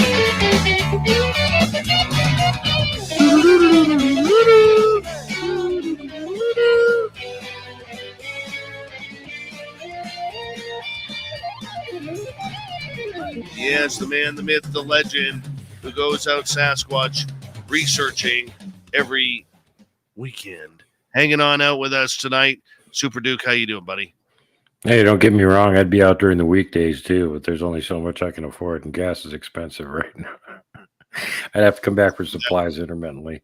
It's been busy, and more busy. And I got 2 quick shout outs to the chat room. First of all, to Marlena, who was the guest on my show on Sunday, giving us updates on the paranormal mayhem in South Africa, part 2.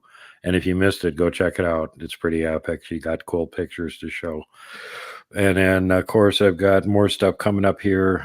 Second shout out in the chat room is to Bama Bigfoot, Joyce Gray, who found a little excellent piece of video in some of the stuff that I shot last summer, where there was a large Bigfoot lying down behind a tree, a fallen tree, watching me as I walked past.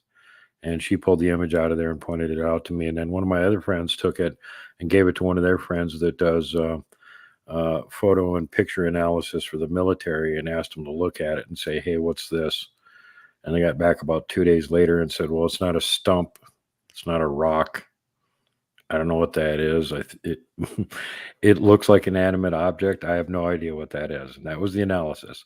So anyway, if you want your own T-shirt with that picture on it, you can get it from my channel. I have it up on my YouTube community tab right now. It's got a link to it. Go check it out. Help fund the summer mayhem. Coming up this weekend, hopefully I'm going to get a chance to get out finally. We've been trying for about a month now. One of my local friends found this interesting valley that has not been logged ever. There's 500- and 600-year-old trees in it. And he claims that they have hauled in a whole bunch of full-size lodgepole pines and made gigantic tree structures 4, 5, 6 stories tall that are as big or bigger than the ones that we find up in our usual research area. And one of the times when he was up there, they weren't happy about it, apparently, because they were not only shaking trees, but at one point they started throwing them at them. So we now refer to it as the Valley of the Flying Trees. And if he can get the time, either Saturday or Sunday this weekend away from work, I'll be going up there. And then the following week, I'll be out in the field most of the week, because I'm going to be back up into the Valley of the Giants finally for the first time since late September last year. And looking forward to being up there all week. I only have one other person with me, so we should have plenty of activity there. Being there midweek, nobody's up there anyway, plus there's only 2 of us. And we've both been up there lots of times. So ideal weather conditions. We shouldn't be freezing too bad at night, probably upper 30s, around 80 during the day. Looking forward to that. This coming Sunday, Pat McRae, who is the husband of Robin McRae, will be on my show for the first time ever, and he will let you all know what it's like living in Paranormal Central with Robin around, having all kinds of weird stuff happening all the time. You don't want to miss that one. He's a really good guy, and he just had surgery yesterday, so everybody's saying extra prayer for him. And that is pretty much the extent of everything that's going on with all the mayhem on this end right here. All right. I want to ask you something before we get going, because we only got you till the bottom of the hour. This alleged Sasquatch that was found in British Columbia, smuggled across the border. Are you buying into this? Looks just like a gorilla skull to me. Yeah, but in BC, we don't have gorillas. Nope. Yeah, but it doesn't look like a Sasquatch skull either. It just looks like a gorilla skull. Cranium isn't big enough, doesn't go back far enough. It's got sagittal crest identical to a gorilla. So you're not buying it? Nope. I'm on the nope, not buying it list. Well, there you go. That's why you're the man, the myth, and the Sasquatch legend all rolled into one right here on Super Duke's radio. All right, take us through another spooky story here, Super Duke. We'd appreciate it. Well, I'll tell you what we're doing is part 2 of Rumble in the Jungle, Brother Mayhem in Malaysia. In the last episode of that, we talked about how there was a big flap of Bigfoot-type creatures being sighted in Johor and other places in Malaysia starting in 1995, which culminated in Josh from Expedition Truth finding gigantic tracks and casting them. So let's make a quick little survey around that area, because you never think of there being anything like Bigfoot there. And apparently we've been really, really misled about that. There have been many accounts of them in Southeast Asia. They're said to reach heights of up to 20 feet and have been reported for the last 70 years. The New Straits Times published a photograph of a track on 12th February 1961. It was, and that's before I was born. My God, that's a long time ago. It was found in the province of Johor in the Malay Peninsula, where giants have reportedly been seen. The foot had only 4 toes and measured at 30 inches long by 13 inches wide. 6 of these monster tracks were found near Klong in Johor. Humans called in the area brought back strange booming responses from out of the jungle. One Aborigine, Inchi Yusuf Kuntan, reported that he had come face to face with a hair-covered 10-foot-tall giant some 25 years before these tracks were even found. In this part of the world, these giants come into the news every few years and then are forgotten again until a particular report is picked up and spread around the world again. In 1971, the true giants of Southeast Asia, referred to as the Orang Mawas, which we mentioned last time, were much talked about. On the Malay Peninsula, the Orang Dalam, the man of the interior, were reportedly seen in the provinces of Pahang and Johor. They were said to be 10 to 12 feet tall. That's like considerably bigger than the ones we have here, if that's an average one. Kurt Rolfs and Harold Stevens journeyed up the Endau River in pursuit of these creatures, and they have many local names. On the boundary of the states of Johor and Pahang, in a large reserve of lowland tropical forest called Endau Rumpen. In this region, the true giants there are known as the Serjarang Gigi, and we mentioned that last time. Wendy Moore gave us this account of them in a fascinating guide to Malaysia. She says the indigenous Orang Ulu, who use these forests for hunting and gathering, live in Kampong Peta, just outside the park boundary on the Johor side, and at Kampong Mok, located on the Pahang side. The elders of Kampong Peta possess a rich heritage of legendary tales featuring hairy giants and also fairy spirits and dragons. For each strange rock formation, there's a fairy tale to explain its shape. The uncannily quiet plateau at Padang Temambong, a shrubby grassland habitat covered with what appears to be a crisscrossing of paths, is a sacred place, the home of the Chinese fairy princess and gateway to Orang Ulu heaven. The landslips at Gunung Bumban, and they're talking about landslides, have been attributed to the awakening of the earth dragon, which occurred when a careless individual brought the vinegar up to the peak and aroused the sleeping dragon from the pungent smell. So remember that. Don't carry vinegar around with you. Endau Rumpen is also believed to be inhabited by the Malaysian version of the Bigfoot, again known as the Serjarang Gigi, or the grinning-toothed ghost, a hairy giant well over 3 meters or 10 feet tall with arms as big as a normal person's thigh. In the central portion of the peninsula that's today part of Malaysia, the people know the great spirit of the jungle, Hantu Raya. Ronald McKee relates an interview with the former game ranger, Matt Durrani, who described an encounter his uncles had with Hantu Raya. They had been attracted to him, by his strong smell, which was compared to fresh spring onions. He says, my uncles went to the forest to collect rotan and found Hantu Raya himself asleep beside a tree. They were frightened. There he lay curled up like an immense aboriginal, much bigger than a man, with a lot of curly black hair and wearing only a short sarong. All of my uncles feared him. They wanted to talk to him, so they woke him up. This was accomplished by tapping on a nearby tree. As soon as he opened his eyes, which were compared to, quote, the red of a tiger's eyes at night. Now, when have we heard the Bigfoot red-eyed thing? Hantu Raya got up and hopped away down a path. There is more knowledge of the giants in this area and into the north of Malay Peninsula. It's worth mentioning for the continuity of distribution that it suggests. In the mountains where Burma, Thailand, and Laos meet, there's talk of the Kung Lu, the Mouthman, which has terrified the people for centuries. Hassel Davis recorded these words on the subject. The Kung Lu, according to Thunderface, was a monster that resembled a gorilla, a miniature King Kong, only about 20 feet tall. It lived on the highest mountains where its trails of broken trees were often seen, and descended into the villages only when it wanted meat, human meat. Elephants roamed hereabouts, we learned, and we were told also that no one in Kensi had been eaten by the Kung Lu for more years than the eldest could remember. Despite the anticlimax, the story is interesting because it was common all along the borders of Chinese Yunnan, French Indochina, and Siam. Another curious thing about it was that the Mouthman never ate fat people, as one would expect, but only the thinnest people, which he liked because the bones were crunchy. In Sumatra, these giants were likely to be equated to the orang gadang, which means big man, which is interesting because big man is exactly what the Navajo call Sasquatch here, Hastings Istloy.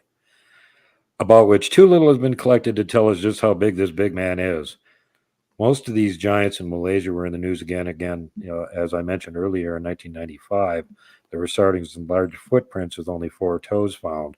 The report was that wildlife officials, police units, tribesmen, and the Malaysian army had all engaged in searching near Tan Hang Pi in Johor, but nothing was found by them. Frenchman Guy Piazzini went to Borneo to make an ethnographic study of the Dayaks and the forest hunters known as the Punan. As he was completing his book, The Children of Lilith, these giants were back in the news. He was prompted by a brief report from Borneo in 1958 to comment on the tradition there.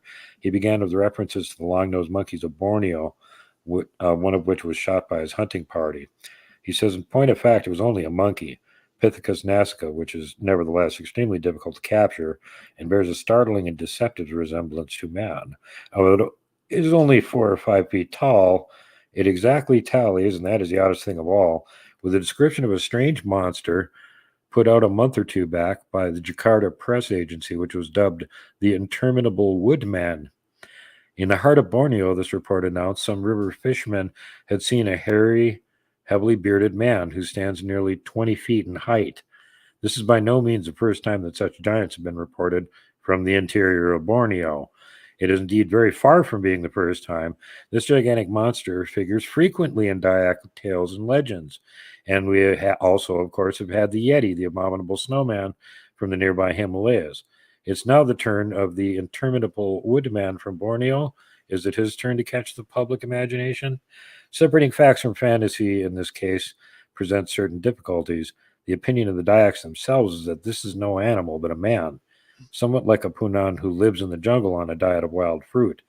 But they also identify the creature in a strange way with some more or less mythical ancestor of their own. And so there you go. Rumble in the Jungle Part 2, brother. That's a good brawl, buddy. That's a very, very good brawl.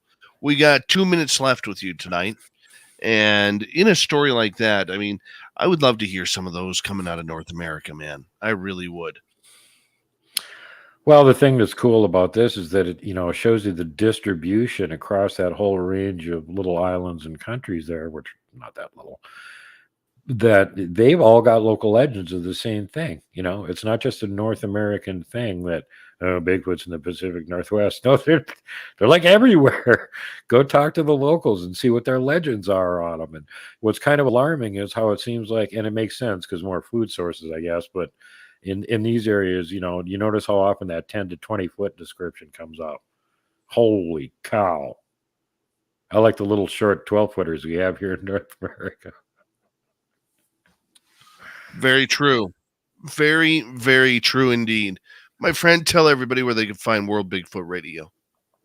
Well, you can find me on YouTube, of course, and Brady on BitChute, Odyssey, and Rumble. And I have support groups on Facebook. I have Montana Bigfoot Project and World Bigfoot Radio.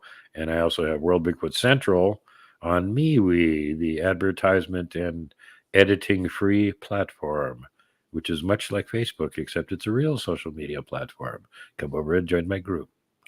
And get my t-shirt. It rocks.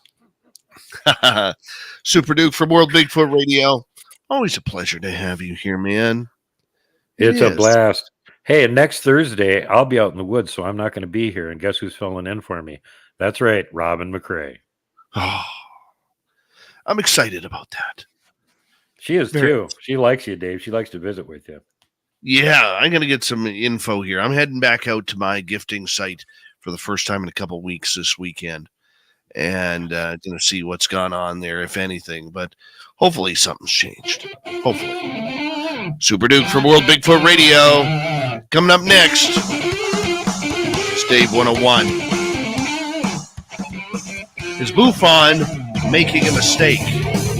We'll be back with more right after this.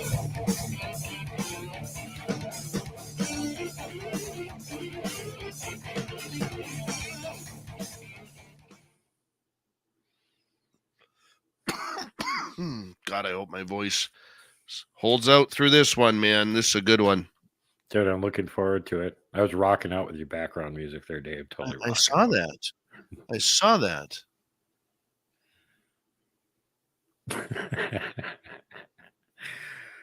Just having fun tonight. Now I'm so excited because I finally get to go up to my favorite research area and spend, a few days there, and best part of all, during the week. There's no other humans up there. There's no through traffic. There's nobody up there during the week. So we're the only entertainment they've got. Well, you know what? You just go have fun. You go and be safe. And you make sure that you aren't hit on by any Wookiees out there.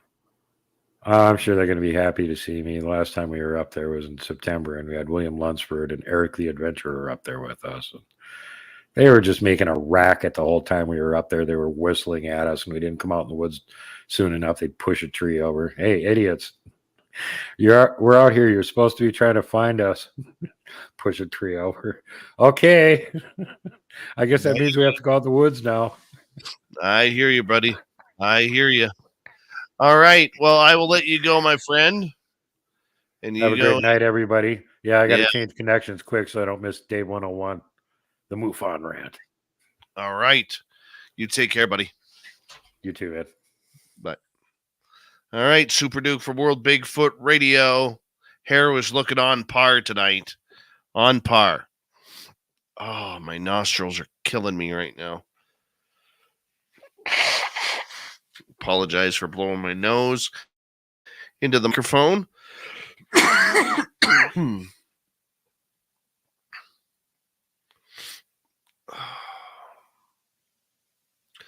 all good, though. All good.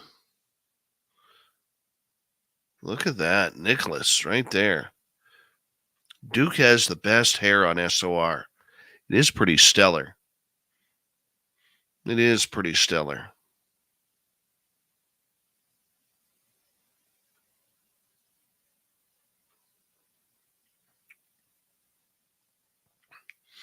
All right, we've got a couple of minutes left here, guys.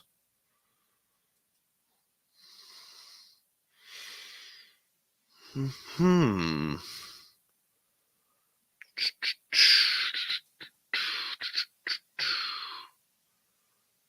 guys have a good time tonight?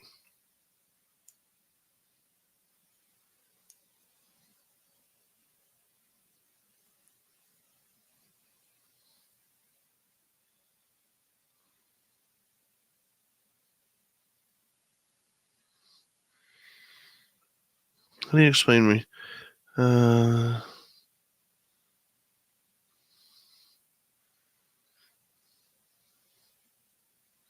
Hey, Muse, that's a good question.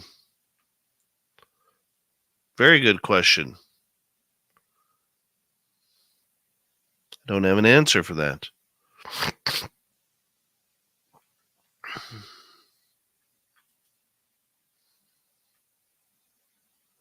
All right, we got about 2 minutes. 2 minutes. 12 minutes.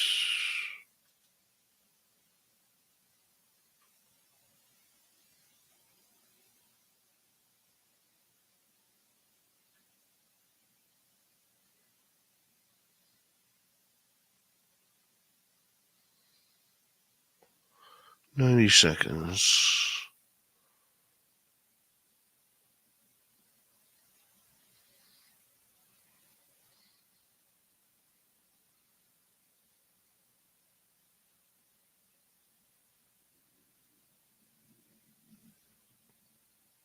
Wow. That was my stomach, if you heard that. That was my stomach.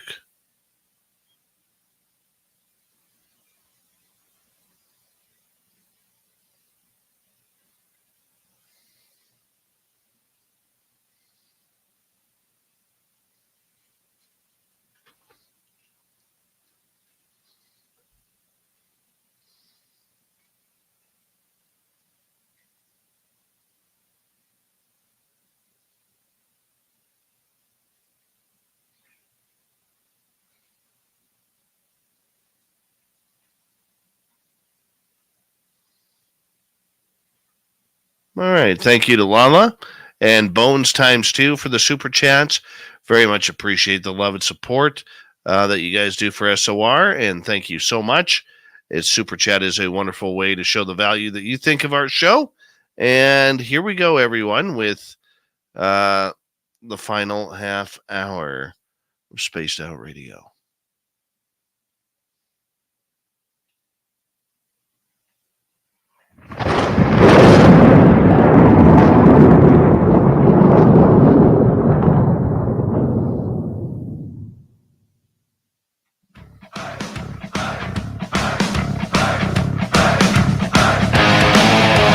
We rounded third. We're heading for home tonight on Spaced Out Radio.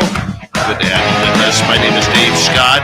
Very much appreciate pruning your listening ears. I want to remind you that if you've been portions for us, check out our archives, youtube.com/Spaced Out Radio.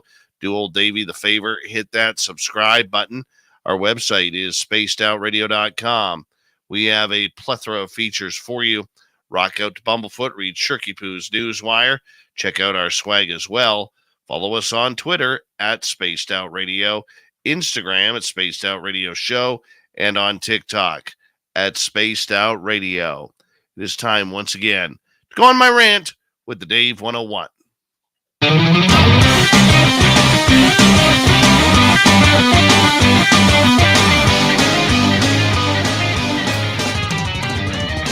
It's time for Dave 101.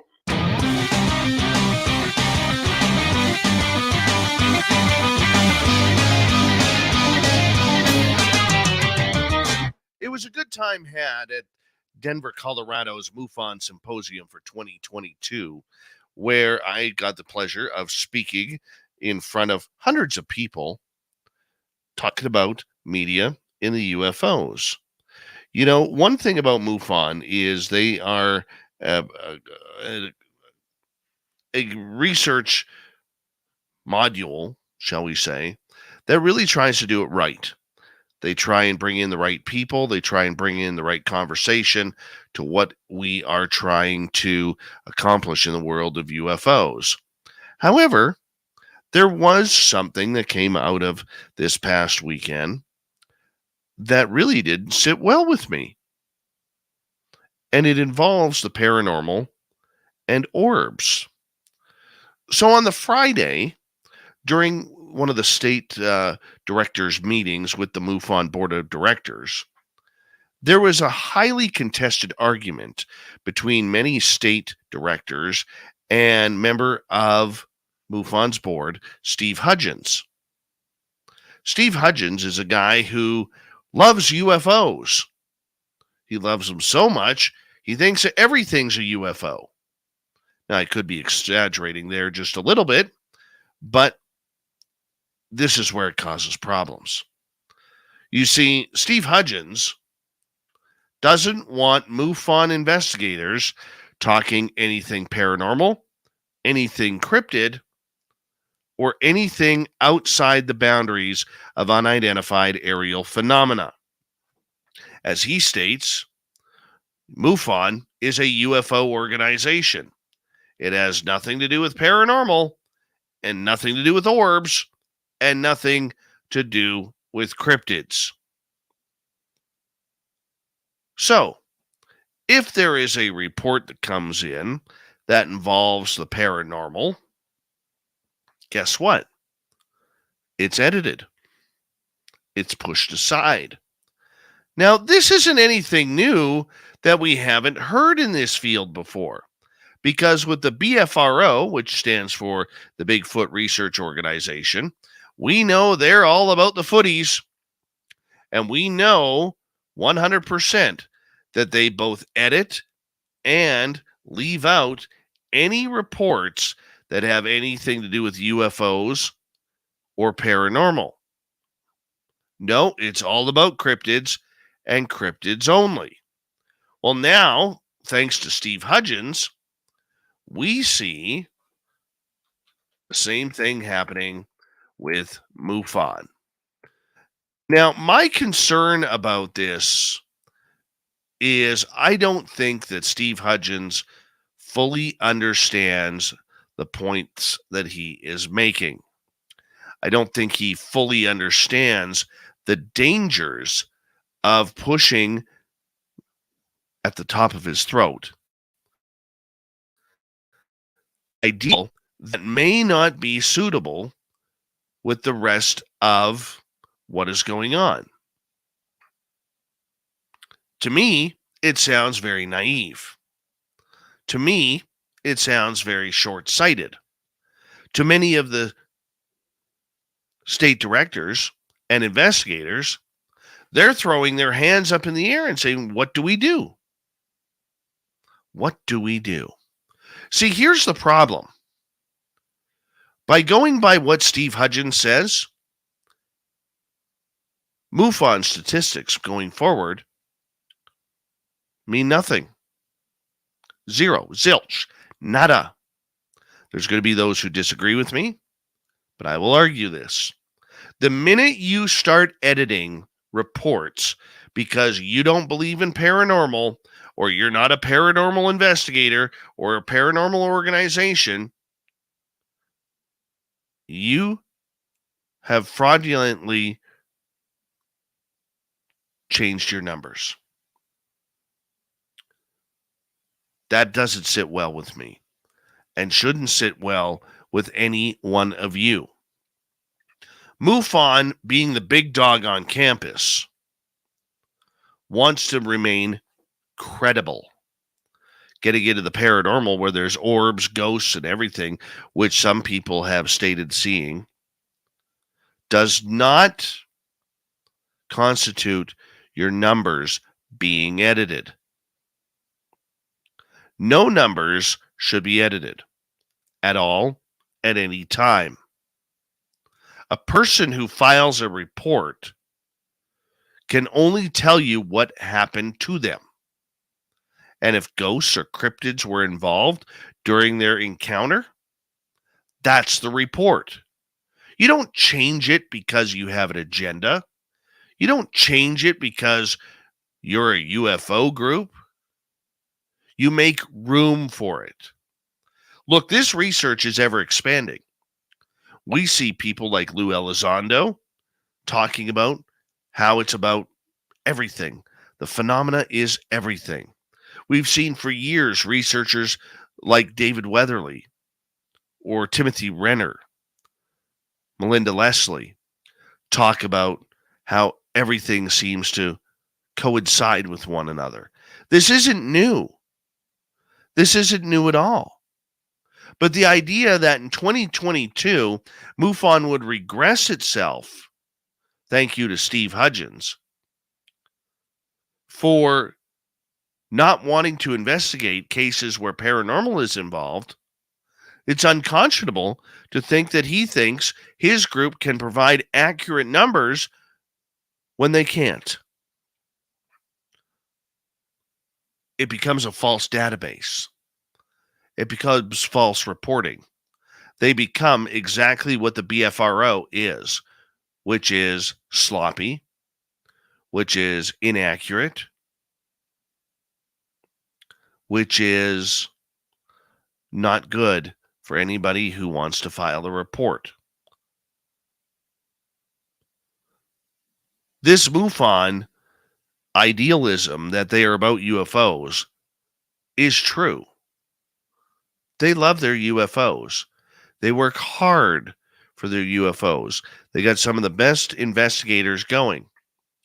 But when you change your ideals and start yelling at your state representatives that you cannot use the word paranormal while can MUFON, and this goes to podcasts as well, that seems a little dictatorial for someone who is pushing very naive concepts on where the information is going. Now, people I talked to who were inside that meeting do understand that there were many state directors yelling back at Steve Hudgens, who was making a fool out of himself.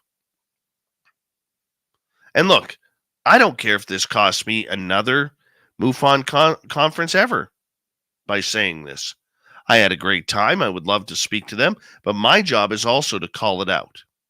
Call it as I see it. And MUFON, you're wrong on this. You are 100% wrong to eliminate anything, because the minute you eliminate anything, you have an agenda. What is your agenda, MUFON? Is it getting more involved with government? Is it building your own status a little bit more? Is it about money? Whatever it is, we know your statistics are now flawed. They are flawed. The one thing that we seem to, in this field, not care about is the statistics. We don't care that the BFRO makes them up. And now, for most of us, we're not going to care that MUFON is as well. That's sad. Because as we push for accuracy, as this entire phenomena starts to come together and realize that cryptids are the same as UFOs, which are the same as ghosts, which are the same as consciousness, which is the same as intuition, we're not getting anywhere. We're not pushing the ball forward. MUFON needs to have stronger leadership when it comes to the old boys club that they have. And there are, trust me, some good people on MUFON. I think of Terry Ling being one of them. She's brilliant.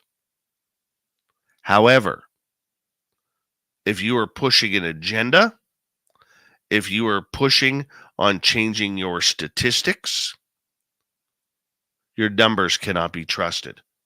Look, I don't care if you're wanting to tie yourselves to the government, because we're seeing more and more of MUFON trying to do that again.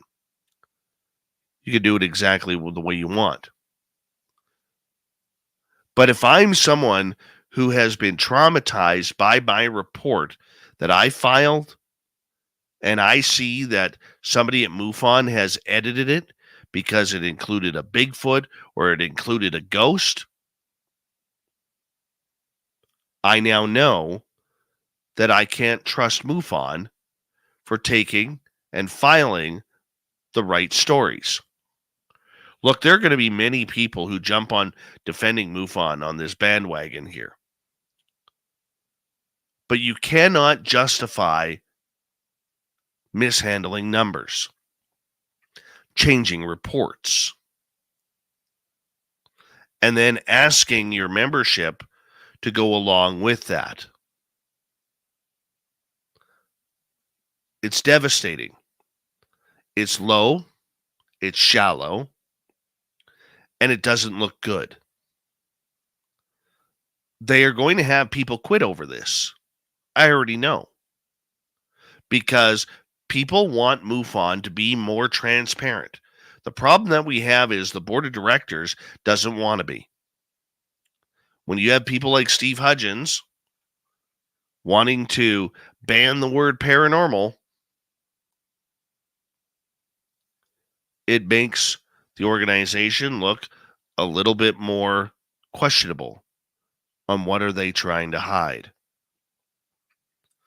MUFON has never been more popular than it has as of today. And I loved speaking at their event this past weekend in Denver.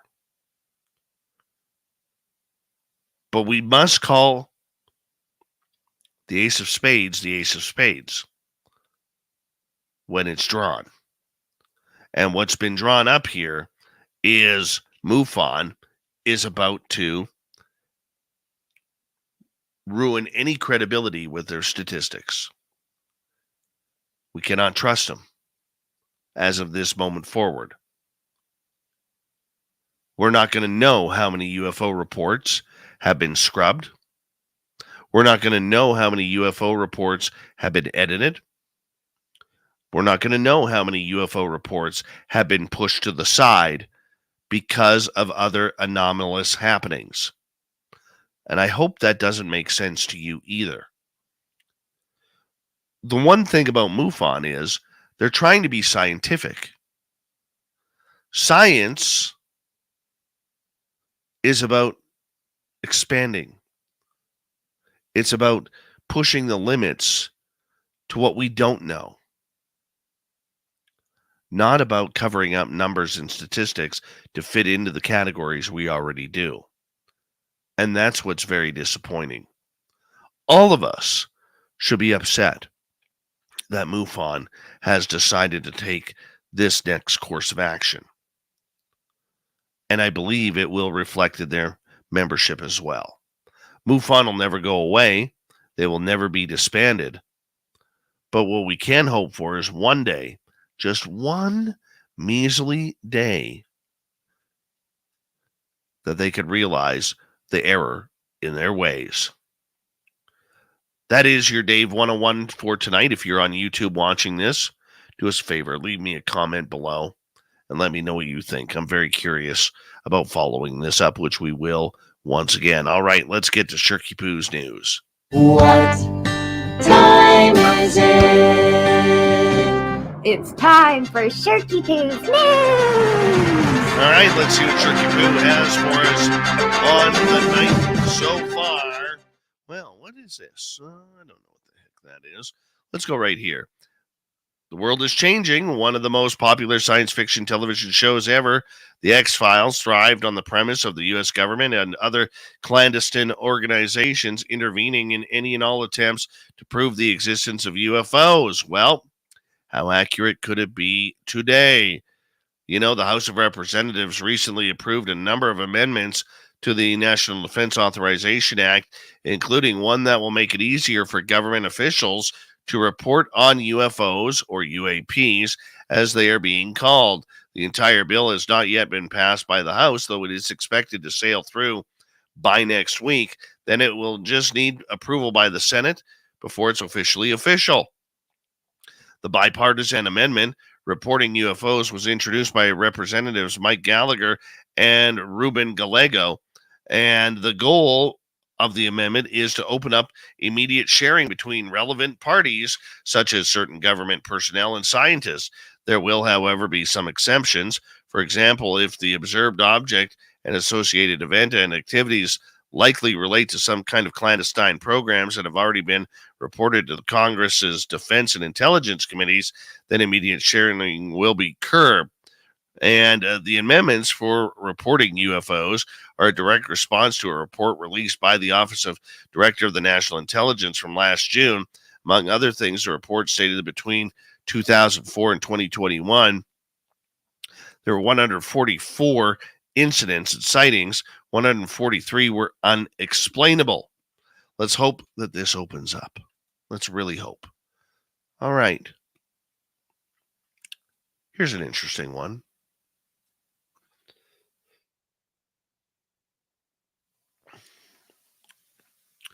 Let's see this.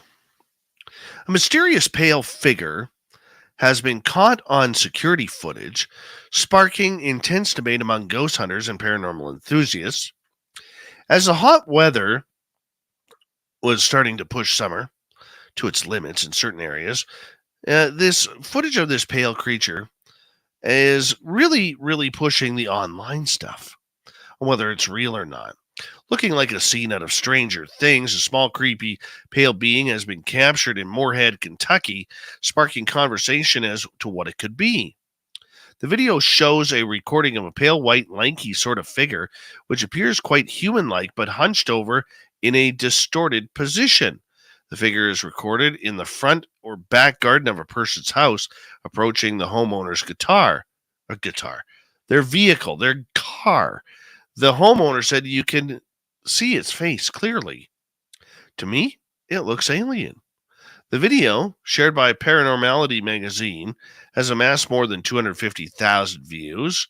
The users have flocked to post to analyze what their thoughts of this mysterious figure and what it could be. One questioned if it's a video recording of a monitor playing the recording, isn't it? And the actual notes itself, you know the exact location. I am part of a paranormal research team based in Moorhead. A third pointed out the question I have is it infrared? Either way, people are just clicking around trying to figure out what this thing is. Let's move on here. You know, I always have had this fear of going to the bathroom and something crawling out, being a snake, a rat, a mouse, whatever, kissing the hiney in that uncomfortable way, maybe even a little love bite, I don't know. Well, a Florida man has learned to lift his toilet lid with apprehension after finding iguanas inside his commode 3 times in under a year.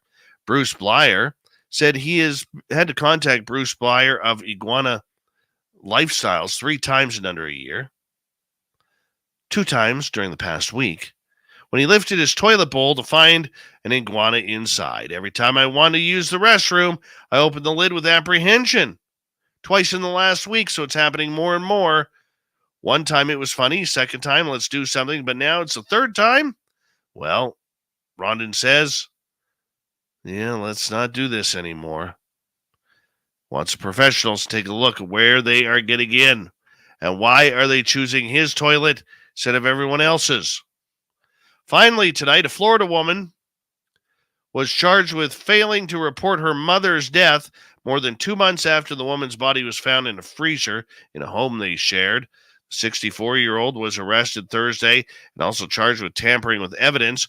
Her 93-year-old mother's body was found after a welfare check was conducted in late April.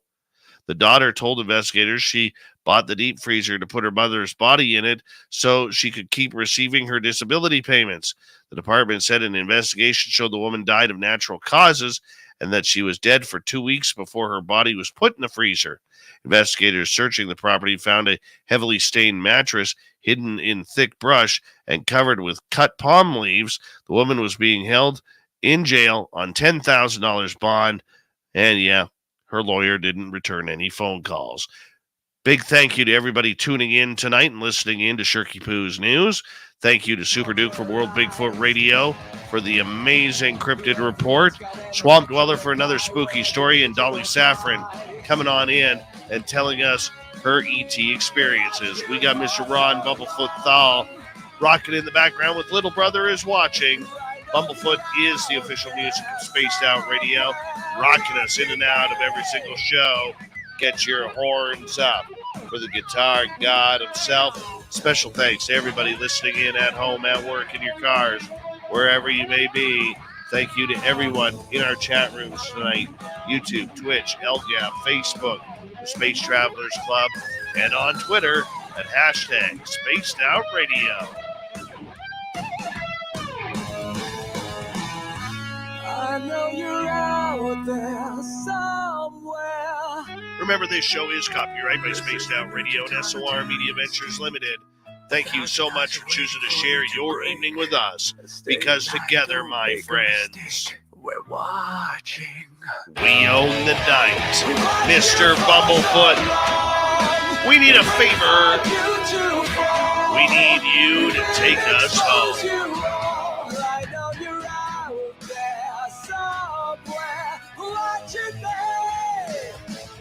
Yes, the Woo train has docked for the night. But soon, my friends, we shall ride again. Your seats are always available.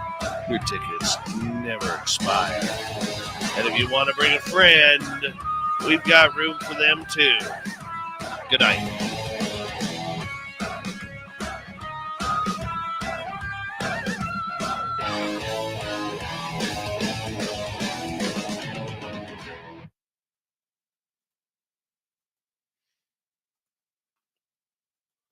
Woohoo, we survived.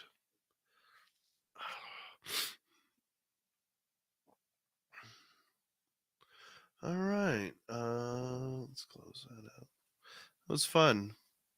Good show. Dolly was amazing as per usual. Totally amazing.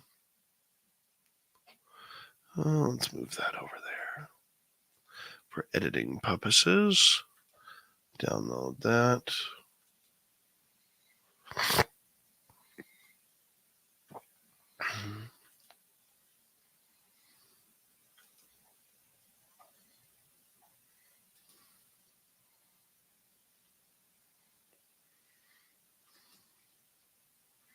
Click on that. Go right there. Close that up. Hi, y'all.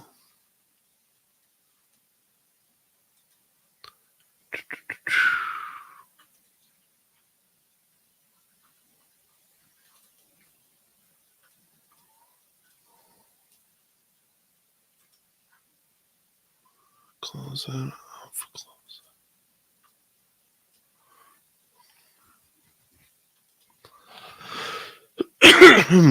Excuse me. Hey, Barry Brown, how you doing, buddy?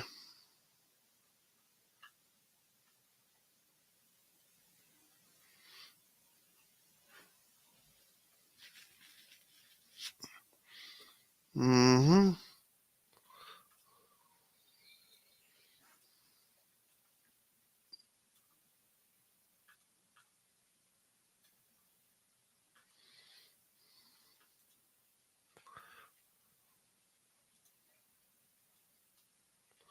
Do, do, do, do, do, do, do. What do you say, Doug Stevenson?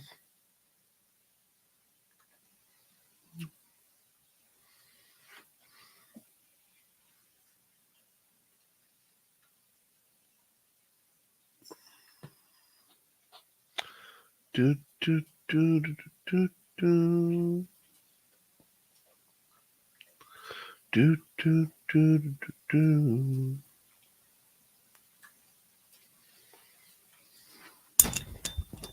Any questions for old Dave? Oh, I like Blueberry Plague. I've gone through 2 bottles of that already, Bomber.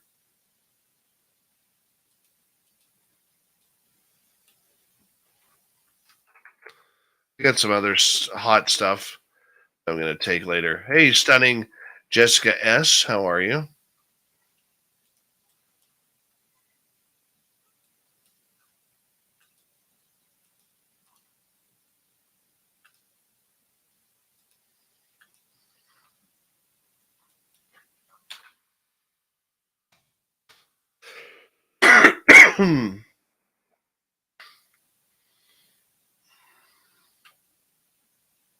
Blueberry Plague is good.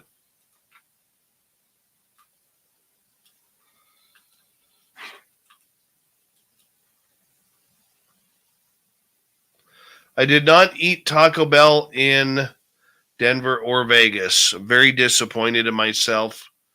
I don't know what came over me, why I wasn't thinking properly. Nothing.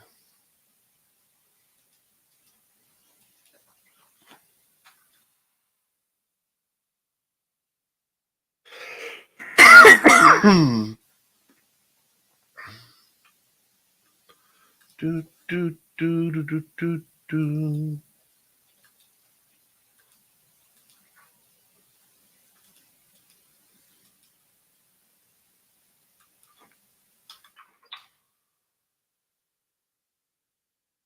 Hey, Mystic Swalk, how you doing? The Doug Shelby still here. Look at that.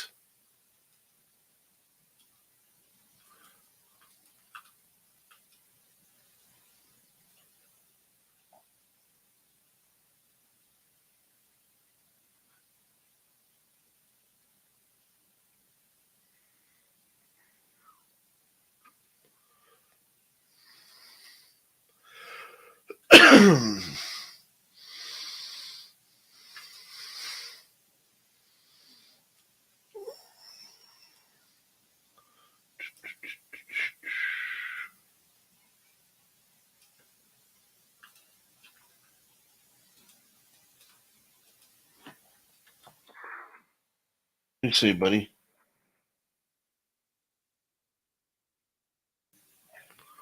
Doug Stevenson. Hey, there he is. What do you say, Doug? Yeah, I figured.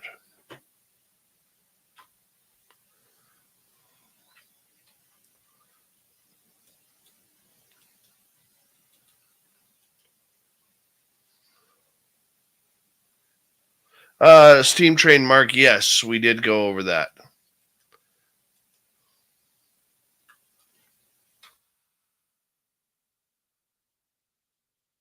I did get some tacos in. I just did not get Taco Bell in, which I'm disappointed for.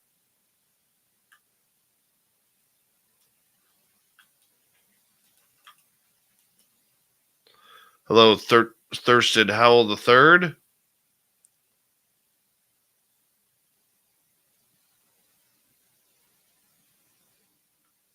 Taco Bell is a beautiful thing.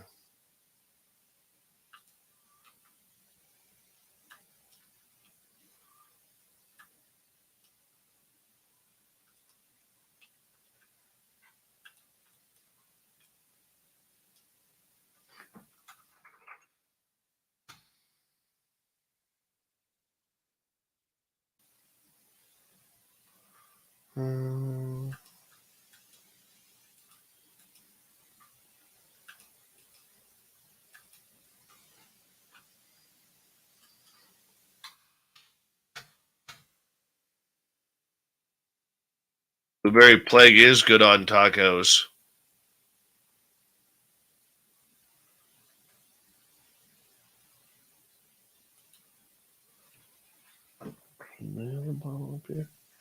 It's still upstairs.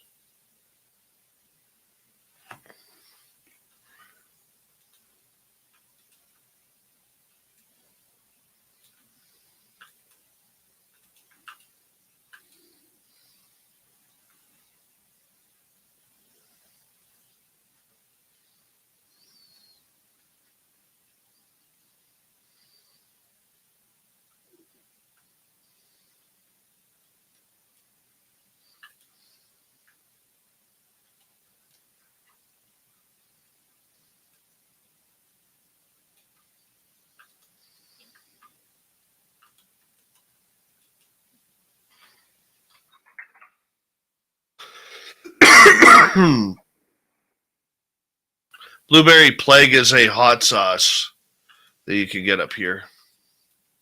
It's really good.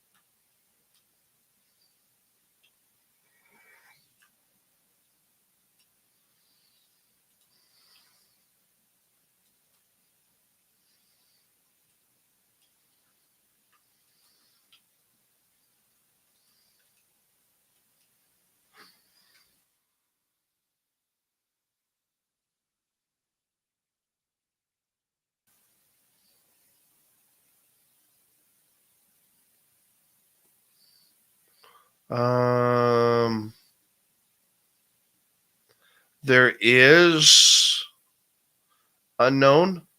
There is. Talk to Super Duke about that. He'll be able to fill you in more.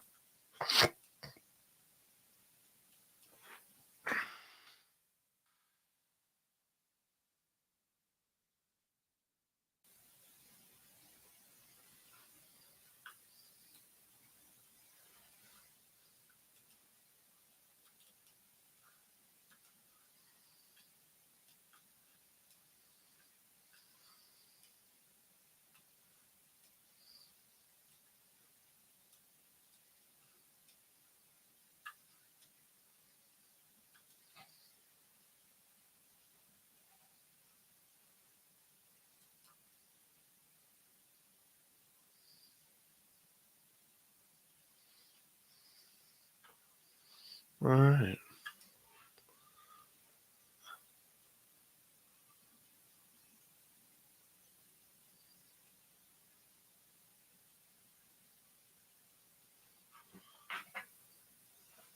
I'll be right back, guys. Come on, Doug. Let's go outside. Come on. Come on. Let's go outside.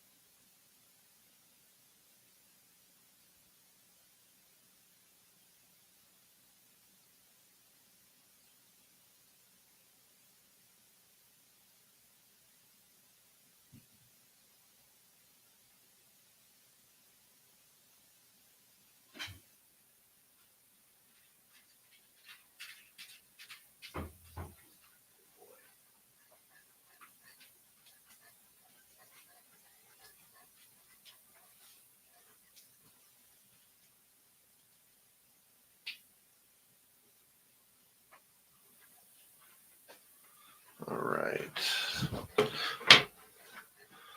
I'm back. Give me 2 seconds here,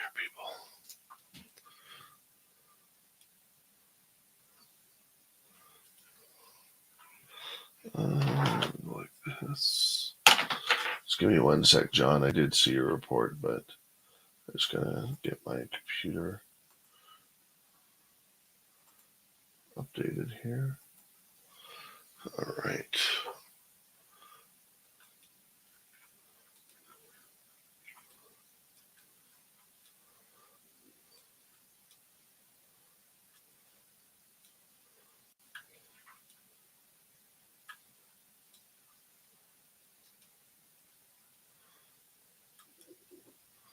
All right.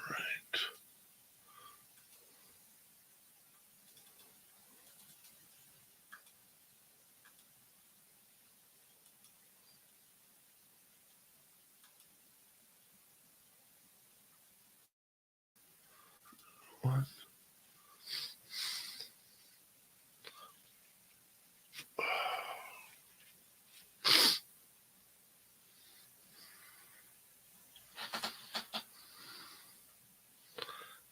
The Serpent Bounds in Ontario. No, I haven't. But then again, I may have, and my brain's just not working properly right now.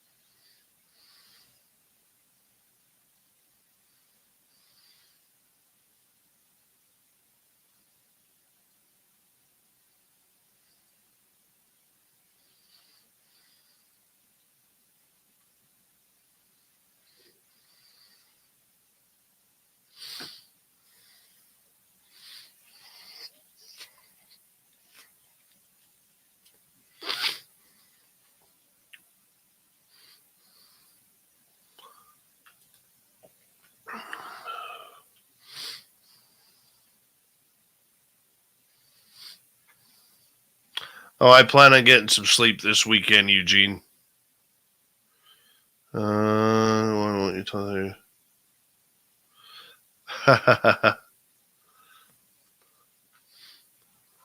How do I really feel, huh? I wish I had the energy to have gone a little bit more over the top on that one, but unfortunately I don't.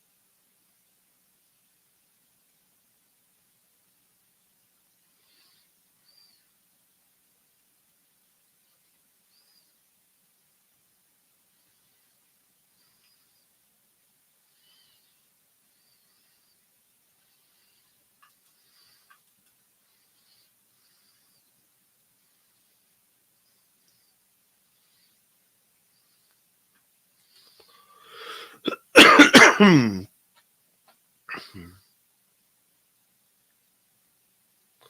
right.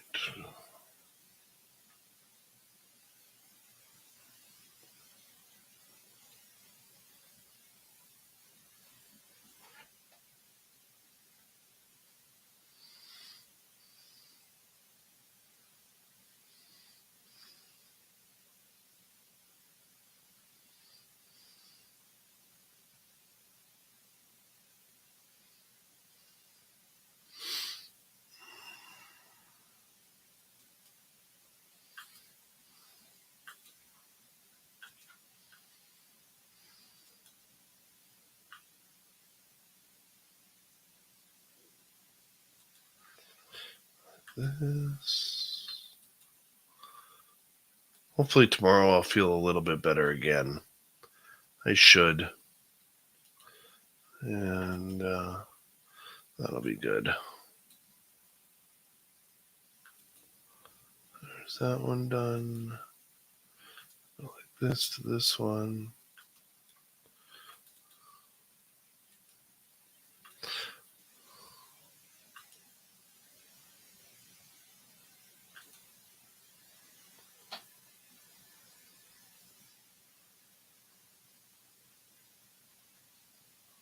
What have you been saying for 2 weeks? Oh, are they feeling better?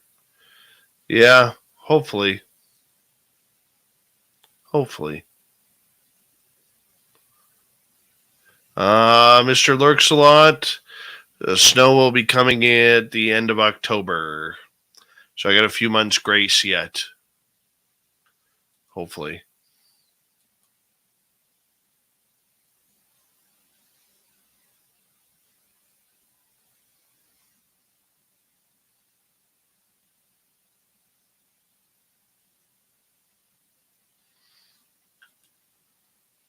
Hopefully.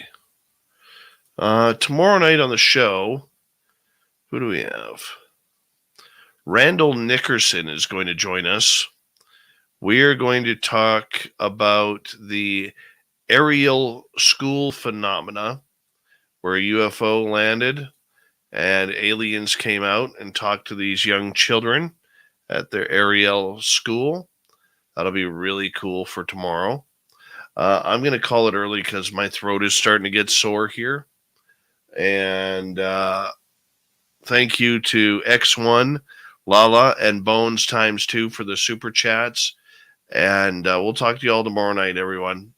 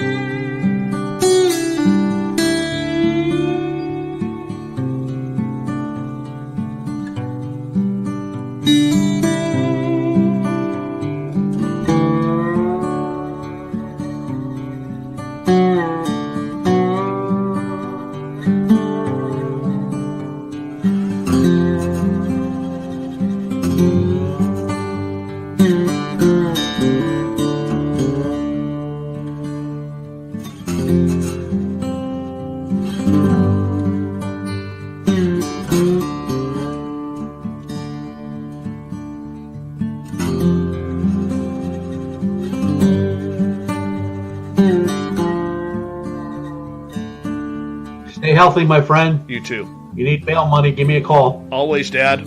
Take care. You too.